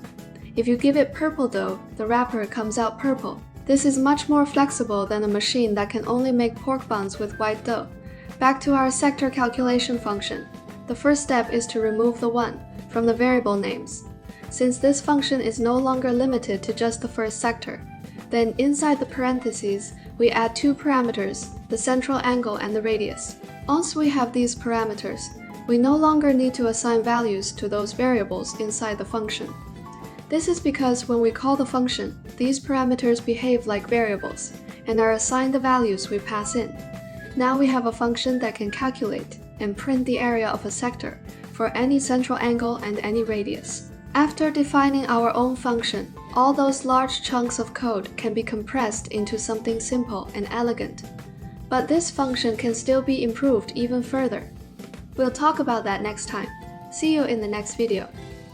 In the previous video, we defined a function that can calculate and print the area of a sector for any central angle and radius.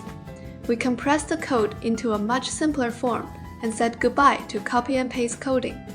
However, this function still has a problem. In the original program, sector area 1, sector area 2, and sector area 3 were assigned the areas of the first, second, and third sectors.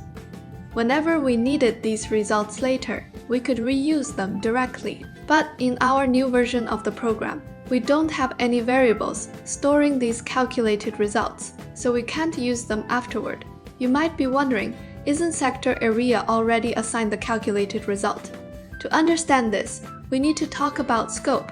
Variables defined inside a function are local variables and cannot be accessed outside the function. For example, if we define a variable a with a value of 3 inside a function, we can access it normally within that function. But outside the function, whether before or after calling it, Python will say that a does not exist, because it only exists within the function's local scope. Therefore, running code by calling a function is not exactly the same as running that code directly. From this perspective, although functions help us avoid repetitive code, not being able to access internal variables might seem limiting. That's where the return statement comes in. A return statement specifies what value a function should give back after it finishes executing. This return value can be assigned to a variable, printed, or used in any other way. Most importantly, it allows us to keep using the value outside the function. If a function doesn't have a return statement, Python returns none by default.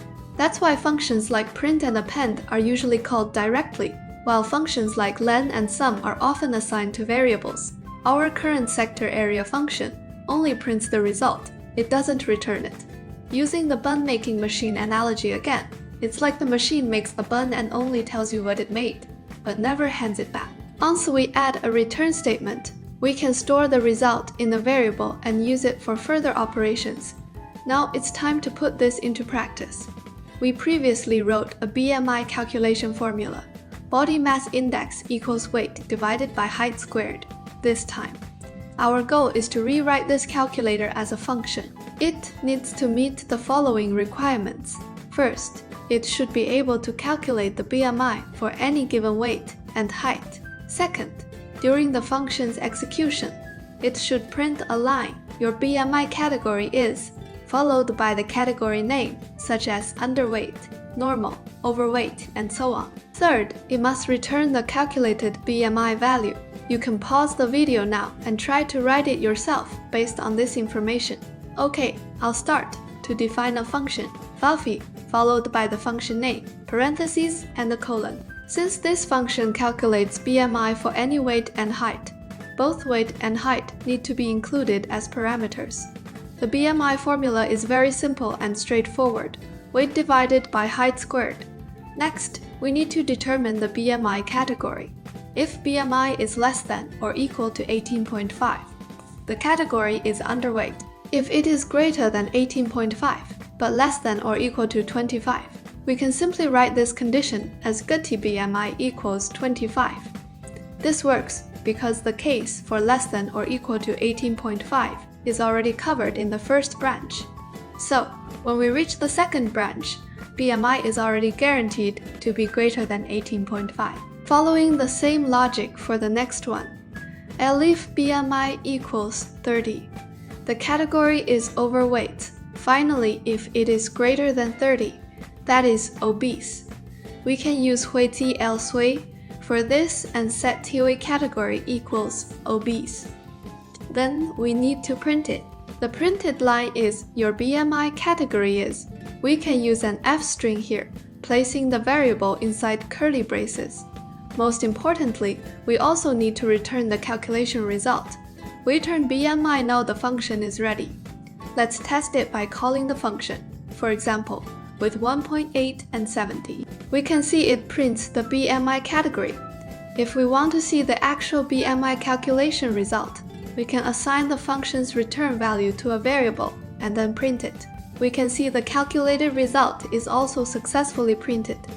See you in the next video. P.S. I mixed up the weight and height arguments here. It should be. See calculate. Be me 70. 1.8. There's a popular saying among programmers, don't reinvent the wheel. It means that since round wheels have already been proven to work well, you should just use them instead of trying to invent a new wheel with a different shape. Of course, this idea doesn't work when you're in school. You can't tell your teacher, the class representative already got full marks, so I'll just copy their homework. No need to reinvent the wheel. But when writing code, directly using code that others have already written is perfectly normal and very efficient. For example, suppose you want to calculate the sum of all the numbers in a list. You could write your own function and call it every time you need to calculate a sum, but Python already provides a built-in function called sum.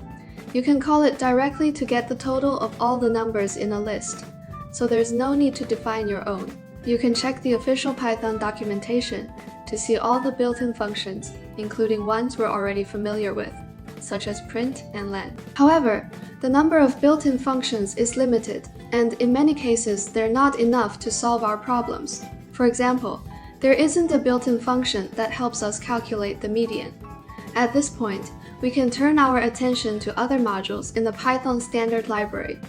A module is essentially a Python program.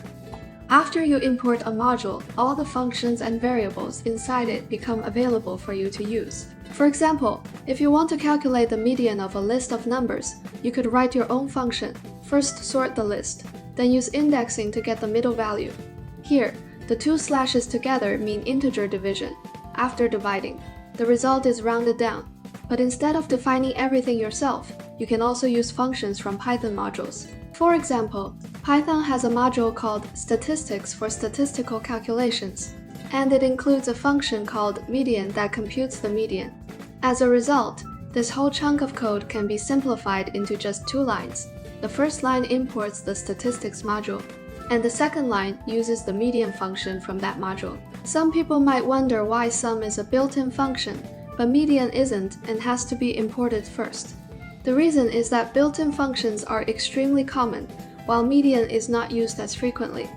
It's like everyday furniture, such as a television, which you keep right in your living room. Less frequently used items like a barbecue grill can be stored away and taken out only when needed. There are 3 ways to import modules. The first way is using the import statement, which we've already seen before. After import, you write the module name. For example, import statistics. When you want to use a function or variable from that module, you use module name. Function, name or module name. Variable, name. The second way is using the from, import statement. After from, you write the module name, and after import, you list the functions or variables you want to use, separated by commas if there are multiple. The advantage of this approach is that you don't need to prefix the module name every time you use those functions or variables. The third way is using from import asterisk, followed by the module name. This imports everything from the module, so you don't need to prefix the module name when using any of its contents. Although this can be convenient when you need many things from the same module, it's still not recommended. The reason is that using asterisk imports all functions and variables, including many that you may never use. If you import both module A and module B, and they each have a function called ABC, you'll run into a naming conflict. When you call ABC, it becomes unclear whether you're calling the one from module A or module B. But if you use the first import method, the module name makes it very clear which module the function comes from. And if you use the second method, you can selectively import only the ABC function from module B. In the official Python documentation, you can find all the modules in the Python standard library. These include modules for working with strings, dates and times, files, regular expressions, mathematics, and more. Clicking into a module shows detailed descriptions of the functions and variables it contains. If you're curious about how a function is actually implemented, you can look at the source code written by others. In PyCharm on Windows, you can hold down the Control key and click on the function name. On MacOS, you hold down the Command key and click on the function name. But sometimes, even the modules in the Python standard library are not enough for our need. In addition to official modules, we can also import modules from third-party libraries. Third-party libraries are not provided by Python itself.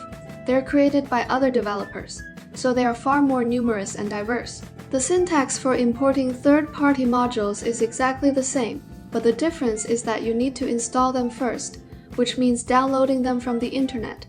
As an analogy, installing a library is like moving a piece of furniture from the store into your warehouse, while importing it is like taking that furniture out of the warehouse to use it. All modules in the Python standard library are already in the warehouse, so you only need to import them.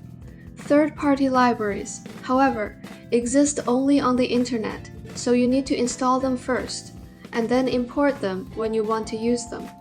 The website pypy.org lets you search for third-party libraries. For example, you can find a financial data library called Akshar there and read about its features and usage.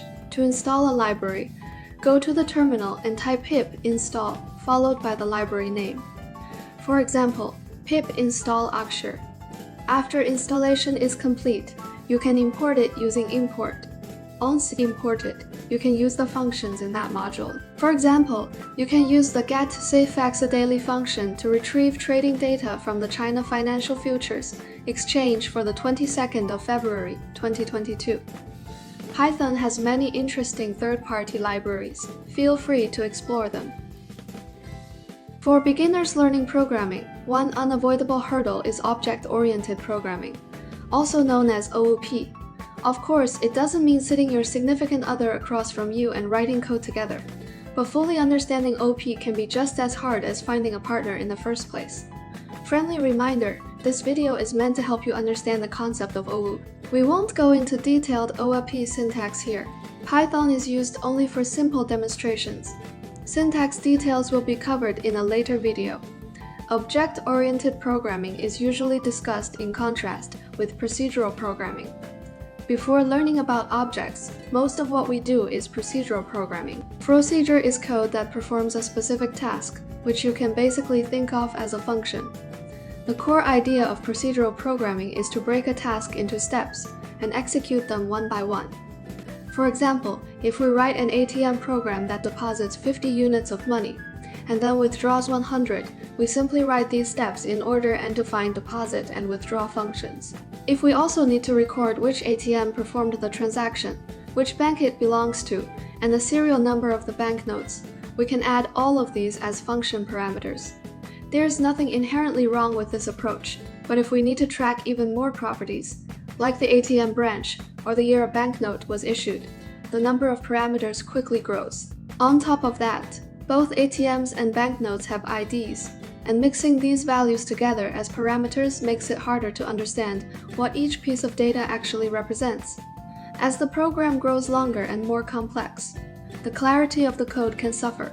But what if we use object-oriented programming instead? As the name suggests, instead of focusing on procedures, it centers around objects.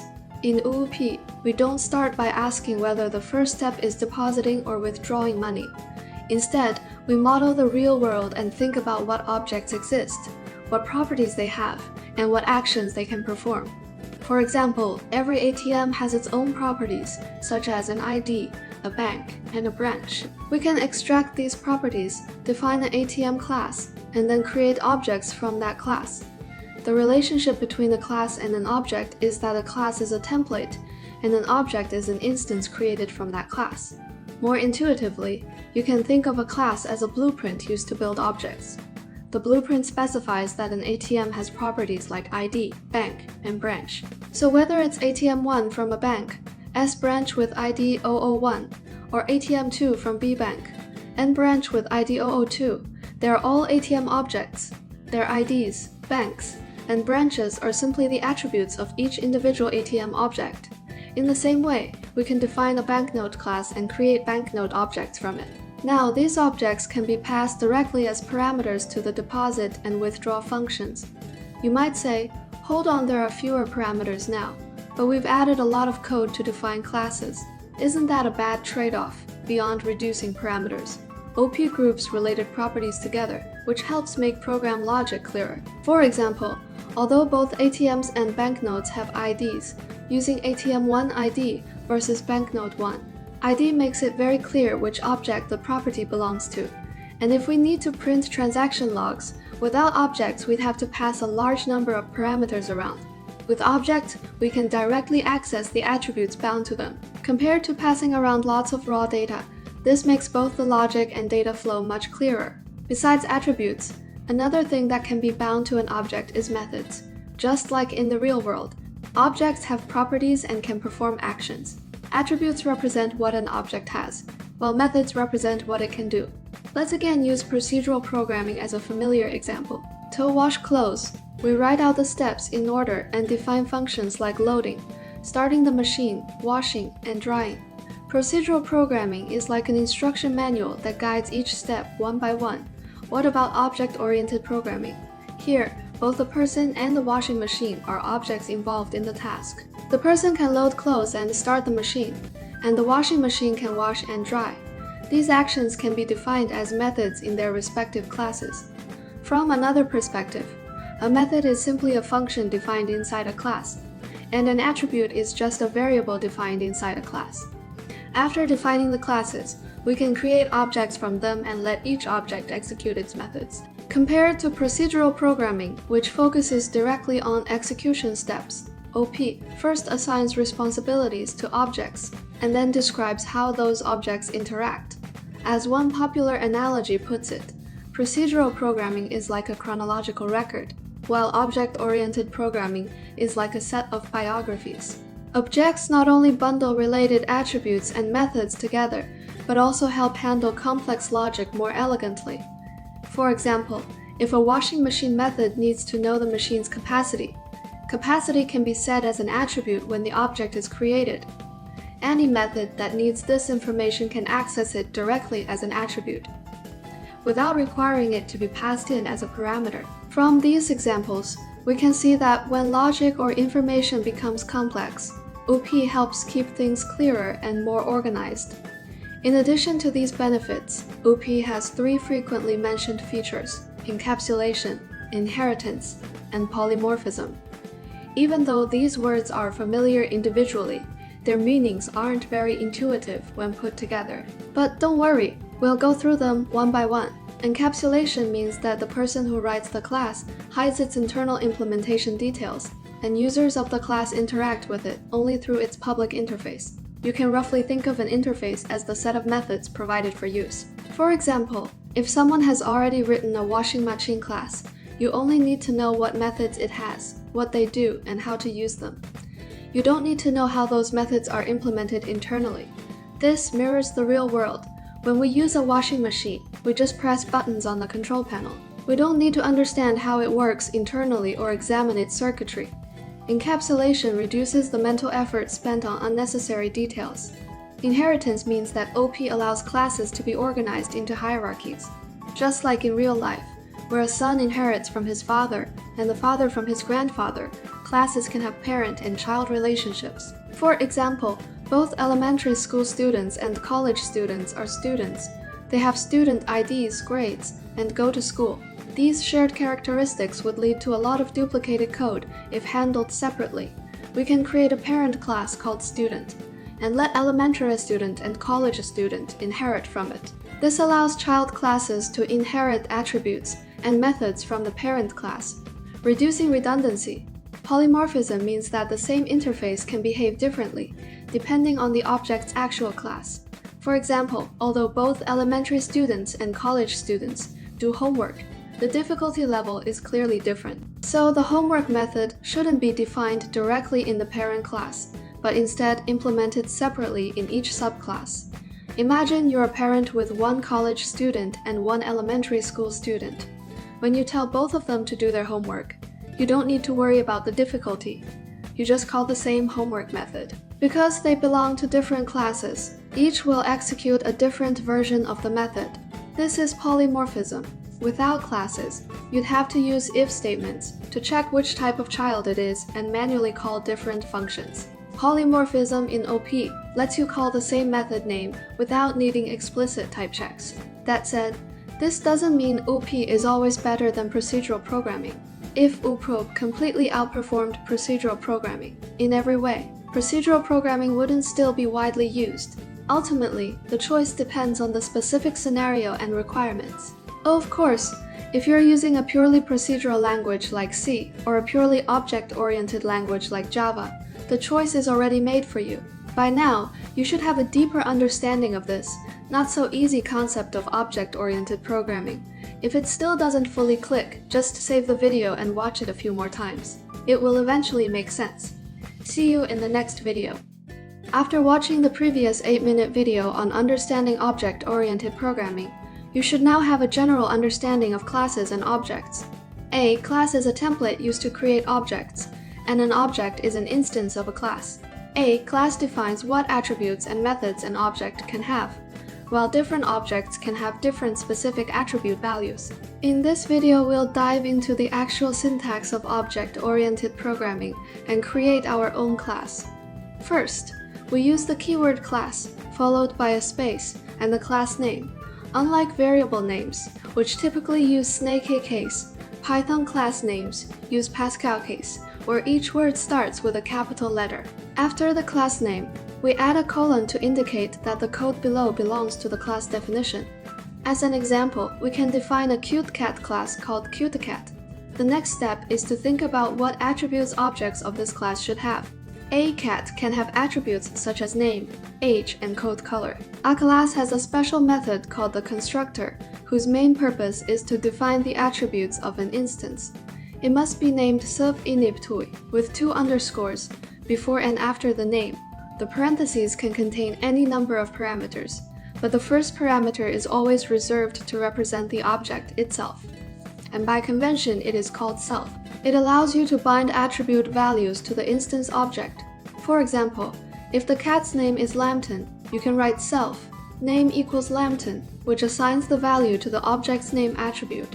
If you write name equals Lambton without self, Python treats it as a normal variable assignment and does not consider it an attribute of the object. Now we can create a cat object in Python. We create an object by using the class name followed by parentheses with arguments inside. This calls the forInitTool method and returns an object. You might wonder, wait a second, init2 still needs the self parameter. Where did it go? You don't need to pass self manually. Just remember that Python handles it for you. When you call CuteCat to create an object, the init2 method runs automatically, assigns the name attribute, and the cat object named Lambton is created. To access an object's attribute, use the object name followed by a dot and the attribute name. For example, cat1. Name returns the value of the name attribute bound to the cat1 object, which is Lambton.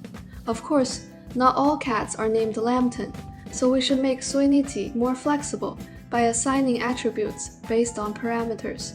When creating an object, we then pass the cat's name as an argument in the parentheses. The init method runs, and the value of the name attribute is bound to the value of the cat name parameter. As a result, the cat object's name will be the value we passed in. We can also add more attributes to the cat, such as age and coat color, by passing the corresponding parameters when creating the object. All of the object's attribute values will be bound to the values passed in through the parameters. You've now learned how to define attributes and create objects, which is a big step forward in object-oriented programming. But classes can do more than define attributes. What an object has, they can also define methods, which describe what an object can do. To find out what comes next, stay tuned for the next video. In the object-oriented world, if we abstract humans and kittens into classes, it would look like this. Humans have attributes such as name and gender, 2 eyes and no tail. They can also perform actions like breathing, using the bathroom, and reading cats. Also have a name and gender, 2 eyes and a tail. They can breathe and use the bathroom as well. Although they can't read, they can scratch your sofa while you're reading. Whenever we notice that we're writing repetitive code, we should recall an important principle in software development called DRY, which stands for Don't Repeat Yourself. Since we aim to minimize code duplication, there must be a better way to rewrite the code above. Only important feature of object-oriented programming is inheritance. It allows us to create hierarchical classes. Just like in real life, where a son inherits from his father, and a father inherits from his grandfather, classes can have parent and child relationships. Just like in genetics, where a baby dragon grows, whiskers like its parent, or a baby mouse knows how to dig holes. A child class inherits the attributes and methods of its parent class. Let's go back to our earlier class example. Humans and cats are both mammals. They both have 2 eyes and can breathe and use the bathroom. So we can create a class called mammal and move all these shared attributes and methods into it. Then both the human and cat classes can inherit from this class. The syntax is to add parentheses after the class name and put the parent class name inside. At this point, the constructor and the 2 methods, using the bathroom and breathing, are inherited even though they are not defined directly in the human or cat classes. Now, if we create a cat instance and the subclass does not define its own constructor, the parent class's constructor will be called, giving the instance attributes like name, gender, and number of eyes. When this instance calls the bathroom method, it will also use the method defined in the parent class. However, if the subclass defines its own version of that method, the subclass's method will be used instead. The logic here is that Python first checks the class itself for the method, and if it's not found, it looks up the same method in the parent class. However, we still haven't fully achieved what we want because humans and cats have different values for the has-a-tail attribute, so it can be defined only in the parent class. But if we define an init method in the subclass like this, the subclass constructor will be called first, and the instance will end up with only the has-a-tail attribute. All-in solution is to rewrite all the attributes, such as name and gender, inside the subclass's definite, but that leads to duplicated code again. A more elegant solution is to use the super function inside the subclass. Super returns the parent class of the current class, so calling super. Init, inside the subclass's constructor, will invoke the parent's constructor. This gives the subclass instance attributes like name, gender, and number of eyes. Through inheritance, we successfully remove duplicated attribute and method definitions while keeping object creation, attribute access, and method calls exactly the same as before. Finally, here's a small tip. When should you use inheritance? If you can describe the relationship between 2 things as A is a B, then a can usually be written as a subclass of B. For example, humans are animals, so humans can be written as a subclass of animals. Electric vehicles are vehicles, so they can be written as a subclass of vehicles. Did you get it? Or are you completely lost already? Now it's time to practice. If you were to create a human resources system, for a company, employees are divided into 2 categories. Full-time and part-time, all employees have the attributes of name and employee ID, and there is a method to print information that can print out these 2 attributes. The difference between full-time and part-time employees is that full-time employees are paid monthly with a monthly salary attribute, while part-time employees are paid daily with a daily wage and an attribute for how many days they work. Per month, this difference leads to variations in how their monthly salary is calculated. Now you can pause and try writing a hint. You can use class inheritance, place the common attributes and methods of full-time and part-time employees into a parent employee class. Let me start writing now. First, define the parent class employee, then put common attributes like name and employee, ID all into the constructor. Then define a method to print information, to print out the name and ID. Next is the full-time employee class, since full-time employees. Inherit from the employee class, add parentheses after the class name, and write employee inside. Then comes the constructor, the initialization method for name and employee. ID is already written in the parent class, but we still lack the monthly salary attribute. So here, use super to refer to the parent class followed by init. This way, we can call the parent class's constructor, pass in the name and ID, then also add the full-time employee's own monthly salary attribute. Finally, we need to calculate the full-time employee's monthly salary. This is quite simple. It is directly the employee's monthly salary. Then comes the part-time employee class. Similar to before, also inherits from the parent employee class. In the constructor, still use super. Init to initialize the name and ID part-time. Employees have 2 of their own attributes, daily wage and the number of workdays per month. So add these to the constructor as well. Finally, to calculate the part-time employee's monthly salary. This is a bit more complex than for full-time employees. It equals the Daily wage multiplied by the number of workdays per month. Now the classes are defined. We can test with 2 employees. Create a full-time employee named Zhang San. Assign him a name, Idaho, and a monthly salary attribute. Then create a part-time employee named Li Si. Similarly, assign him a name, Idaho, his daily wage, and the number of workdays per month attribute. Let's print their information, run it. You can see here, both are calling the print_info method, inherited from the parent class. If we print their monthly salaries and run it again now, what is being called are their respective methods for calculating monthly salary. See you in the next video. In programming, working with files including reading from and writing to files is very common.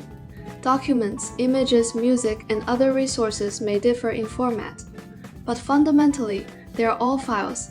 Files always belong to a directory. You can think of a directory as a folder.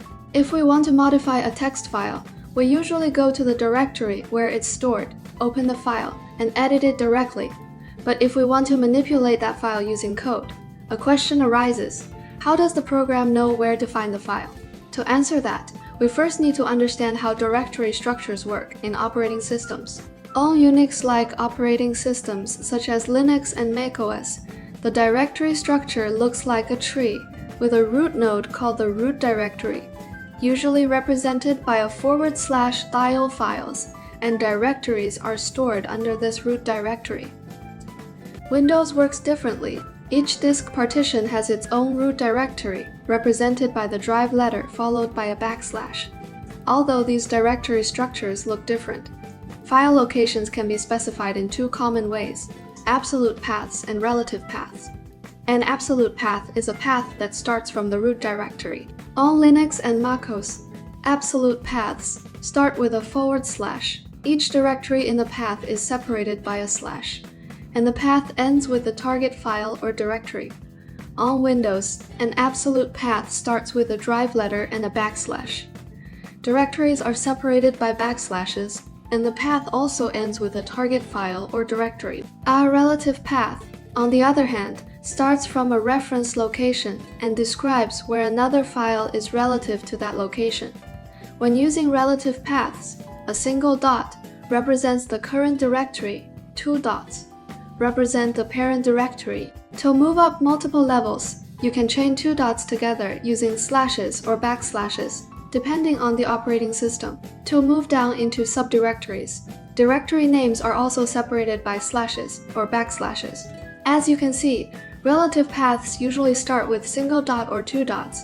In addition, the dot and slash can be omitted, so if 2 files are in the same directory, you can refer to one another simply by using the file name.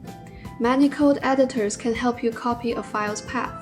For example, in PyCharm, you can right-click a file and choose Copy Path reference to get its absolute path, as well as its relative path based on the project root. Once we know how to locate a file using either an absolute or relative path, we can start working with it in code. We'll cover the specific file operations in the next video. If you need a program to help calculate sales data, one approach is to manually copy each data entry from the data file into the code, and then run the program to get the result. If you have multiple market data files from different dates, you would have to keep modifying variables in the program, which quickly becomes inconvenient. But once you learn how to work with files, the same piece of code can read different market data files, just by changing the file name, which is much more elegant. The first step in reading a file with Python is to open the target file. We use the open function and pass in the file path, which can be either a relative path or an absolute path. If you're not familiar with path, you can review the previous video. The second parameter is the mode, which is a string. Common modes include R for reading and W for writing. Since this video focuses on reading files, we use R. This parameter is optional if omitted. The default mode is reading. In read mode, if the program cannot find the file you specified, it will raise a file not found error, indicating that the file does not exist. The open function also has an optional parameter called encoding, which specifies the character encoding. Nowadays, most files use UTF-8 encoding, so passing UTF-8 will read the file using that encoding. If open executes successfully, it returns a file object, which can then be used for reading or writing operations. For reading files, the file object provides a read method. When called, it reads the entire file at once and returns the contents as a string. In general, the file formats we work with in code are usually simple and straightforward. For example, plain text files like txt are ideal because their contents can be easily converted into strings. Formats like Word files include fonts, colors, and styling, which often cause problems when reading them with code. Another thing to note is that if you call read a second time, it will return an empty string, because the program keeps track of the current read position in the file. The first call reads the file to the end, so there's nothing left to read on the second call. For very large files, it's best not to use read, because loading the entire file into memory can consume a lot of memory or even cause memory issues. If you don't want to read the entire file at once, you can pass a number to read, specifying how many bytes to read. The next call to read will continue reading from where it left off. Besides read, we can also use the readLine method to read files. This method reads only one line at a time, and each subsequent call reads the next line. It determines the end of a line based on new line characters, and the new line itself is included in the returned content. You might wonder, if a file has many lines, how do we know how many times to call readLine to reach the end? When readLine reaches the end of the file, it behaves like read and returns an empty string. That's why we usually use a while loop. As long as the returned string is not empty, we keep reading, otherwise we exit the loop. If reading line by line feels tedious, there's another method called readlines, which simply adds an S to the name. Readlines reads the entire file and returns a list of strings, with each element representing one line. It's commonly used together with a for loop. You read all lines first, then iterate over them one by one. At this point, we've learned 3 ways to read files, and you can choose the most appropriate one depending on the situation. After finishing reading a file, there's one more important step: closing the file. File objects have a close method. As the opposite of open, calling it releases system resources, so files should always be closed after reading or writing. Sometimes we might forget to call close. An alternative approach is to use the with keyword. With with, you call open. Use as to name the file object, and place file operations inside the indented block. Once the block finishes executing, the file is automatically closed. This approach makes the code cleaner and eliminates the need to call close explicitly. Now it's time for practice. Since we want to practice reading files, let's first create a file to read. As mentioned earlier, code is best suited for reading plain text. To create plain text, you can use Notepad on Windows or TextEdit on MacOS. But an even simpler way is to right-click in the code editor, select New File, enter a file name, and use the file name and use the file_txt suffix here to indicate it is a plain text file. Then write a few lines of content here. I'll just copy a random poem. Note that the file's location determines the path we need to input when reading the file. This file is currently created under my project folder. Now, back to our Python program. Before reading a file, we need to open it, so use the filepan_sendopen function. This function is built into Python, so no import is needed. The first parameter is the file path. For simplicity, we can use a relative path. A relative path is relative to the current code file I am editing, where the file we want to read is located in relation to it, since the file to be read and the code file are in the same folder. The relative path is quite simple. It uses a dot to represent the current folder, followed by a separator. Note that on Unix-like systems, the separator is a /@, while Windows uses a backslash after the separator. Add the file name. This indicates that the file to be read and the code file are in the same folder. The second parameter is the mode. Since we are reading the file, the mode is file. But this can be omitted because the default is FineWire anyway. We can also add the optional FineEncoding1 parameter. The default FineEncoding1 in the function follows the system, so it is better to explicitly specify encoding -8. The FileWeapon function will then return a file object. Let's name it top5 stands for file. Once we have the file object, We can start reading the file. The most straightforward way is to use the file reading method. It returns all the content of the file as a string. So here, we can first store this content in a variable, then print it to C. Finally, remember to call cycloc to close the file and release resources. Now we can run it to see the result. As you can see, with just 4 lines of code, the entire file content is printed, matching its original content. Sometimes we might forget to call file close C, so we can also use while with for to avoid needing to manually close it. So here it would be sweep with open as FL.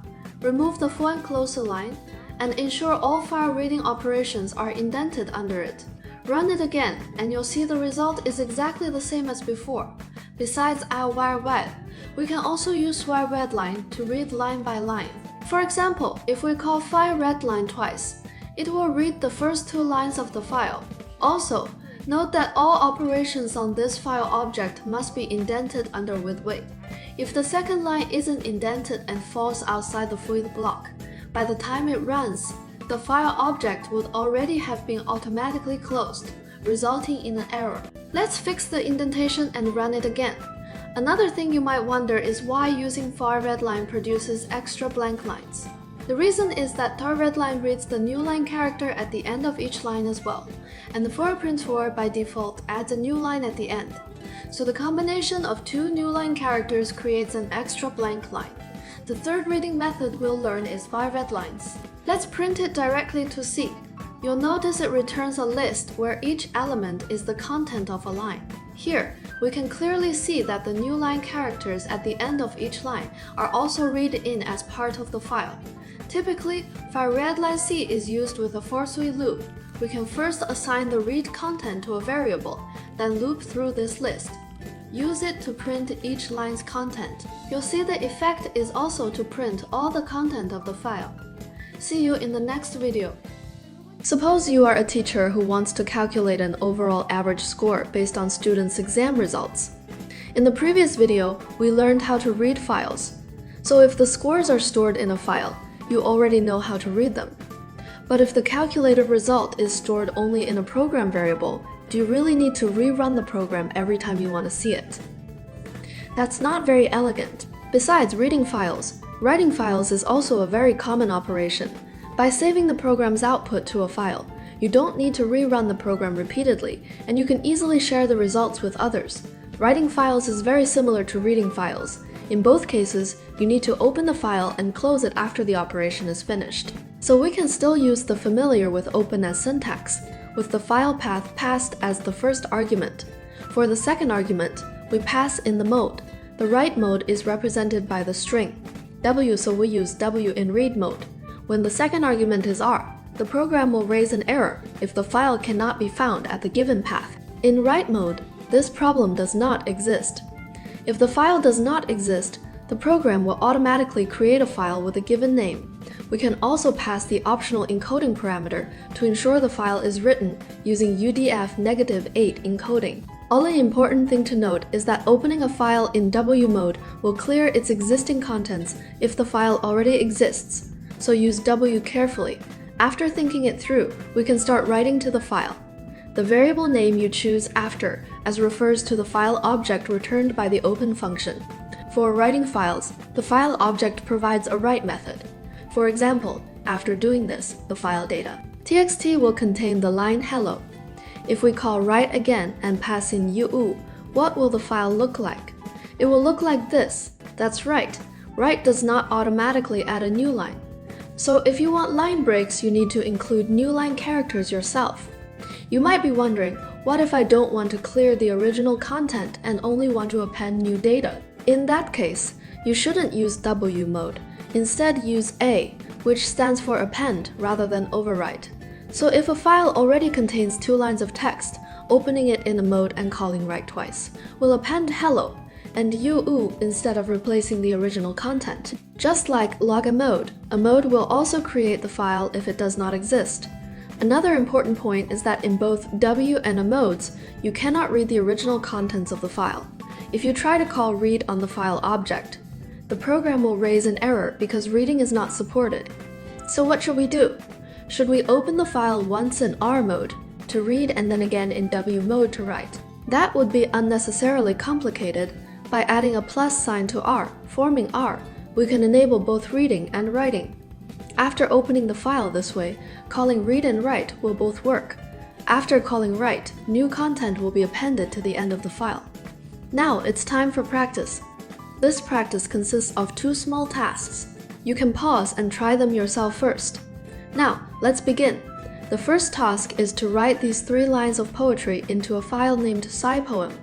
TXT, when dealing with file operations, first consider which mode to use. Here, we are writing content into a brand new file, so we can use the hide demode mode. In double node, even if the file doesn't exist, the program will create it for us. We'll use the familiar with open. Inside the parentheses, first pass the file path. I plan to create it in the same folder as the code file, so the relative path starts with ibend_up, followed by the file name. Of course, if it's in the same folder, the survey can actually be omitted. Then, for the mode, pass thorvas. It's still best to pass the forway encoding parameter as well to ensure UTF-8 encoding. After forway, as our very reasonable variable name. I usually use sorvet for. Next, we can write these 3 lines of poetry. Here, it's quite flexible. I could call the fiWrite method 3 times, like this. But as it stands, this isn't quite right yet, because according to the requirement, each line should end with a new line, so we need to manually add new line characters. Now, let's run it and see the result. You'll see that typoem TXT has been automatically created and its format meets our requirements.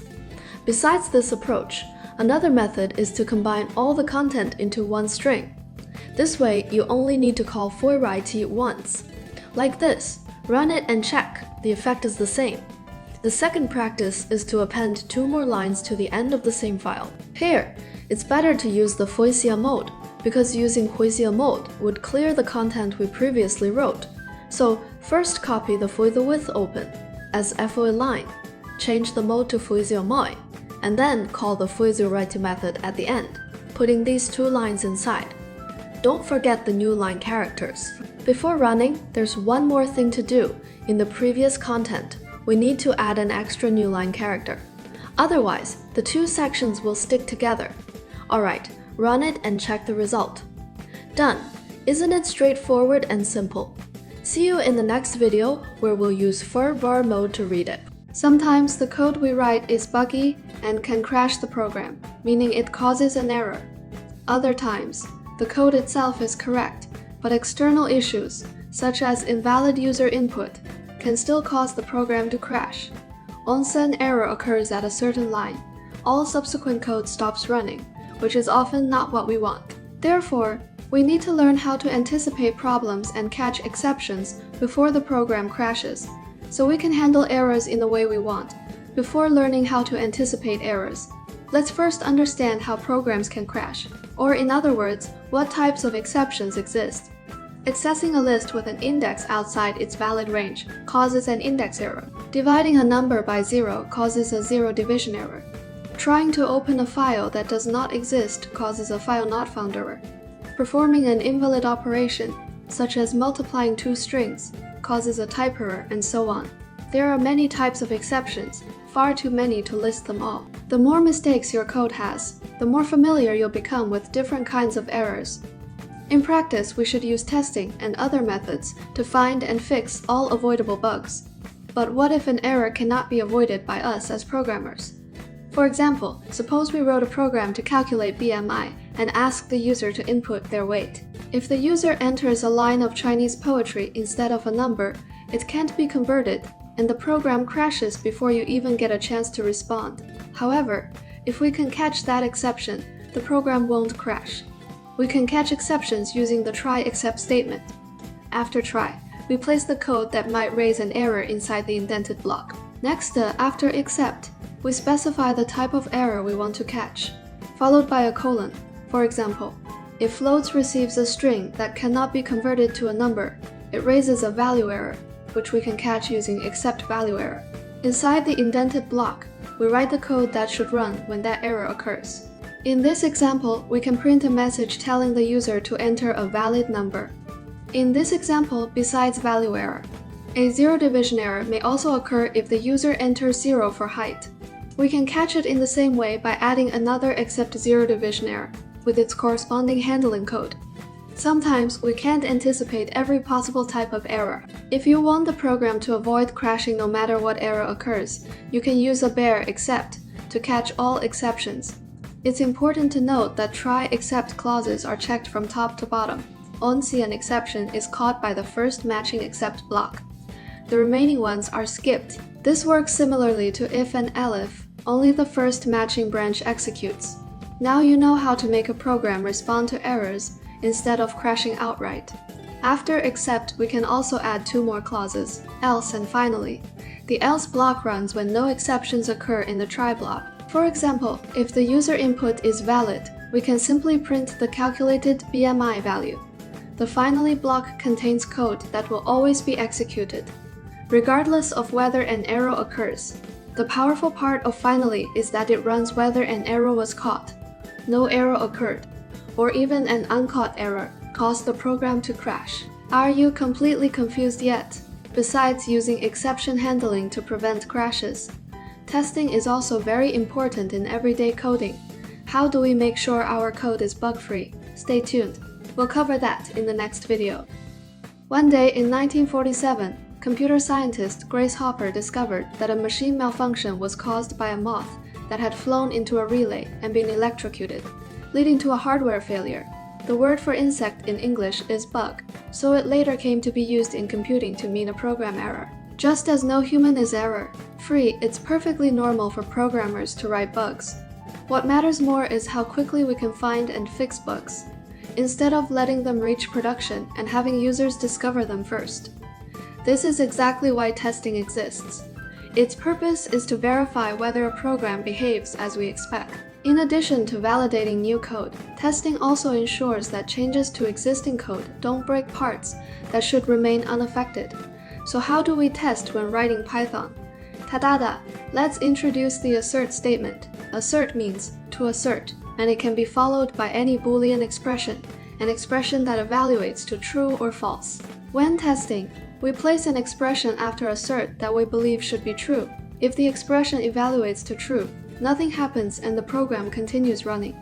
If it evaluates to false, an assertioner is raised, essentially saying, hey, this doesn't match expectations. One downside of assert is that once an assertioner occurs, the program stops immediately, so we can't see if other issues exist later in the code. That's why we usually use dedicated testing libraries. These libraries can run multiple test cases at once and clearly show which ones passed and which failed. Unitest is a commonly used Python unit testing library. Unit testing means testing the smallest testable units of software, such as verifying whether a function behaves as expected. The Unitest library comes built into Python, so no installation is needed, but we still need to import it. We usually place test code in separate files rather than mixing it with the implementation code. This helps keep implementation and testing responsibilities clearly separated. Suppose we previously wrote an addition function called myAdder in myCalculatorPy. We can write test cases for scenarios like positive plus positive or positive plus negative. To test the function, we also need to import it into the test file. If the test file is in the same directory, we can use from filename import function shname or classname. Now we're ready to write tests. Create a class, usually starting with test, and make it a subclass of Unitest. Test case to access testing features. Inside this class, each test case is defined as a method whose name must start with test_tort. This naming is crucial because Unitest automatically discovers methods that start with test before. Writing a test, think about the expected behavior of myIdder. For example, if we pass in 5 and 3, it should return 8. If we used assert, we might write it like this. But since assert stops execution on failure, we can instead use the assert_equal method from Unitest. Test case. Since our test class inherits from test case, we can call this method directly using self. If the two values are equal, the test passes. If not, it fails without crashing the program. After writing tests, we can run them by typing Python in Unitest, which automatically discovers and runs all testy methods in test case subclasses. It tells you how many tests were run, and those dots aren't silence. Each dot represents a past test. If a test fails, one of the dots becomes an F-unit test. Also provides detailed information about which file and method failed and why. Unit test also offers advanced features to help us test more efficiently and catch bugs. For more details and practice exercises, see the next video. As mentioned earlier, Python's built-in unit test library can automatically discover and run all test cases, display all test results at once, and provide detailed information for failed tests, greatly improving the efficiency of unit testing. In addition to the commonly used assert equal, the test case class provides many other assertion methods. For example, assert true works like assert value is true, and asserting works like assert item in container. These methods also have corresponding negated versions, such as assert not equal, which is similar to assert value 1 equals value 2, and assert false, which checks that a value is false. In principle, assert true can replace all of these methods. For example, both of these tests check whether 2 is not in the list, 1, 2, and they produce the same pass or fail result. However, it's still recommended to use more specific methods. For instance, if you want to test that an element is not in a list, use assert not in instead of the generic assert true. This is because more specific assertion methods provide clearer and more informative failure messages when a test fails. Sometimes, we can further improve testing efficiency by using additional techniques. For example, when testing a class, we need to create an instance in order to call its method. Since each test case is independent, we often need to create new objects repeatedly when testing different methods. To reduce unnecessary repetition, we can use the setup method provided by the test case class. Before each test method, those whose names start with tested, the setup method is executed once. This way, we can create the test object once in setup, store it as an attribute of the test class, and then access it in each test method. Now it's time for practice.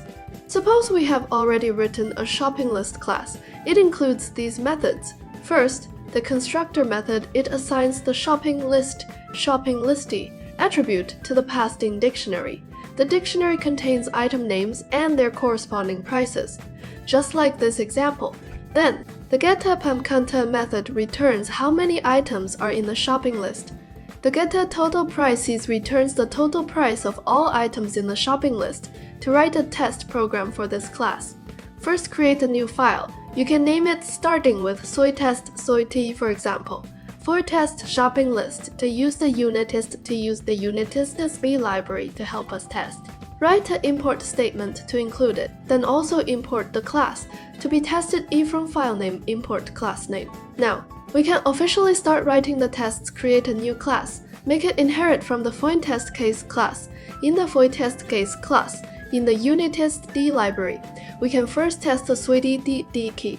NiTeamCount method, note that methods must start with suitTestD to be automatically recognized as test cases by unitTest. Suppose we have a shopping list, like this. It contains these shoe paper 8, a hat 30, and slippers 15. If we call the findShoeGet item counter method of the shoe shopping list, it should return 3 to us because there are 3 items, so we can write shoyself. As a tackle, then the value returned by getTotalCount equals 3 next. Test the the total method. We can still use the same shopping list after calling the total method. The correct value it returns to us should be equal to how much is it. It should be 53, so we still use the useDself. As a tackle, method passing the number 53 as the second argument. But here you can see we are actually repeatedly creating this test object, so we can consider using the number 53 as a top FA. Method note that its name should be exactly the same as here. Then inside, we can create an attribute, for example, called ForShoppingWireListy. This name can be chosen arbitrarily. The attribute name isn't important next. All places that use the specially created T shopping listy, we can modify them accordingly. Here there is an error. It says the variable folding listu does not exist. We need to use DSelf. Shopping listy here. That is its attribute, this place. full of itself. Shopping list now we can run it to see open the terminal. We enter the test command, which is Python munitest here. It says 2 test cases were run, and the test result is 2 dots indicating both test cases passed. If we intentionally change the number to a wrong one and run the same command again, then we can see one of the dots becomes an in. Which one did not pass? It shows us the method that failed the test. Then below, we can see it even points us to the line where the test failed. It also tells us the reason the test failed is that 53 does not equal 55. That is, the first argument, its value is 53, and the second is 55. They are not equal, so through unit testing we can confirm whether the program behaves as expected after making changes to the original code. We can also use unit testing to verify that the parts we don't want to be affected still execute as expected. See you in the next video, which is essentially about this shopping list object. Suppose we want to calculate the square of a number and print the result in a formatted way. We can write a function like this. It mainly does 2 things: calculation and printing. For example, when we pass in the number 3, the output will look like this. This is a very simple function. But what if we want to extend it? For example, to print not only squares, but also cubes. All-in possible solution is to pass in an extra parameter indicating the power, 2 for square, 3 for cube. Now another problem arises. What if we also want to print the result of adding 10 to the number? At this point, it may feel hard to proceed. No matter how you change the logic, it starts to look messy. From another perspective, the reason this feels awkward is that we've kept the calculation logic tightly coupled inside this function. But what if we pass the calculation itself as a parameter? In that case, we can first define separate functions for squaring, cubing, and adding 10. Inside the calculation and printing function, we simply call the passed-in function to get the result and then print it. What that function actually does, whether it calculates a square, a cube, or adds 10, is not the concern of this function. When calling it, if we want to calculate and print the square, we pass in the square function. If we want to calculate and print the result of adding 10, we pass in the corresponding function instead. Yes, functions can be passed into other functions. A function that takes another function as a parameter is called a higher order function. One important thing to note is that when passing a function as a parameter, you pass the function name itself without parentheses or arguments. Once you add parentheses, the function gets executed, and what you pass in is its return value, not the function itself. After switching to a higher order function, the overall logic looks like this. This approach is easy to extend. For example, if we often need to calculate and print the result of multiplying by 5, we can simply define another function and pass it in when needed. We can even pass a formatting function as a parameter, allowing us to support different output formats without changing the calculate-c and $print function itself. In summary, higher order functions provide much more flexibility in our programs. A real-world analogy would be a multi-purpose hairstyling device. The main unit handles airflow, temperature, and speed, while different attachments, like curling barrels or nozzles, enable different functions using the same base. The higher order function is like the main unit, and the functions passed in as parameters are like the attachments. Sometimes, however, the function we pass into a higher order function is only used once, and giving it a name and defining it separately can feel a bit excessive. Anonymous functions are well suited for situations like this. As the name suggests, anonymous functions don't require a name and are often used as one-off, disposable function. If we must refer to them by name, we usually call them lambdas, since they are defined using the lambda keyword. We can define a lambda function directly inside the call to a higher order function, starting with the lambda keyword, followed by parameter names and a colon. The variables before the colon represent the parameters passed into the anonymous function. After the colon, we don't need to write return. We simply place the expression whose value will be returned. To add more parameters, we just list them after the lambda keyword, separated by commas. You can think of an anonymous function as a function without a name that takes up fewer lines of code. For example, if we rewrote this anonymous function as a regular function, it would look like this. As you can see, anonymous functions reduce the number of lines, avoid naming, and don't require indentation, making them ideal for one-time use cases. Besides being used as arguments to higher-order functions, anonymous functions can also be defined and called directly. Just like regular functions, the only difference is that the lambda expression itself must be wrapped in parentheses to be treated as a single unit. However, anonymous functions have limitations. They can only contain a single expression, so they are suitable only for simple cases. For complex, multi-step logic or scenarios involving loops or recursion, lambda functions are usually not flexible enough, even if such logic can be written using a lambda. Readability often suffers, so in those cases defining a regular function is the better choice. See you in the next video.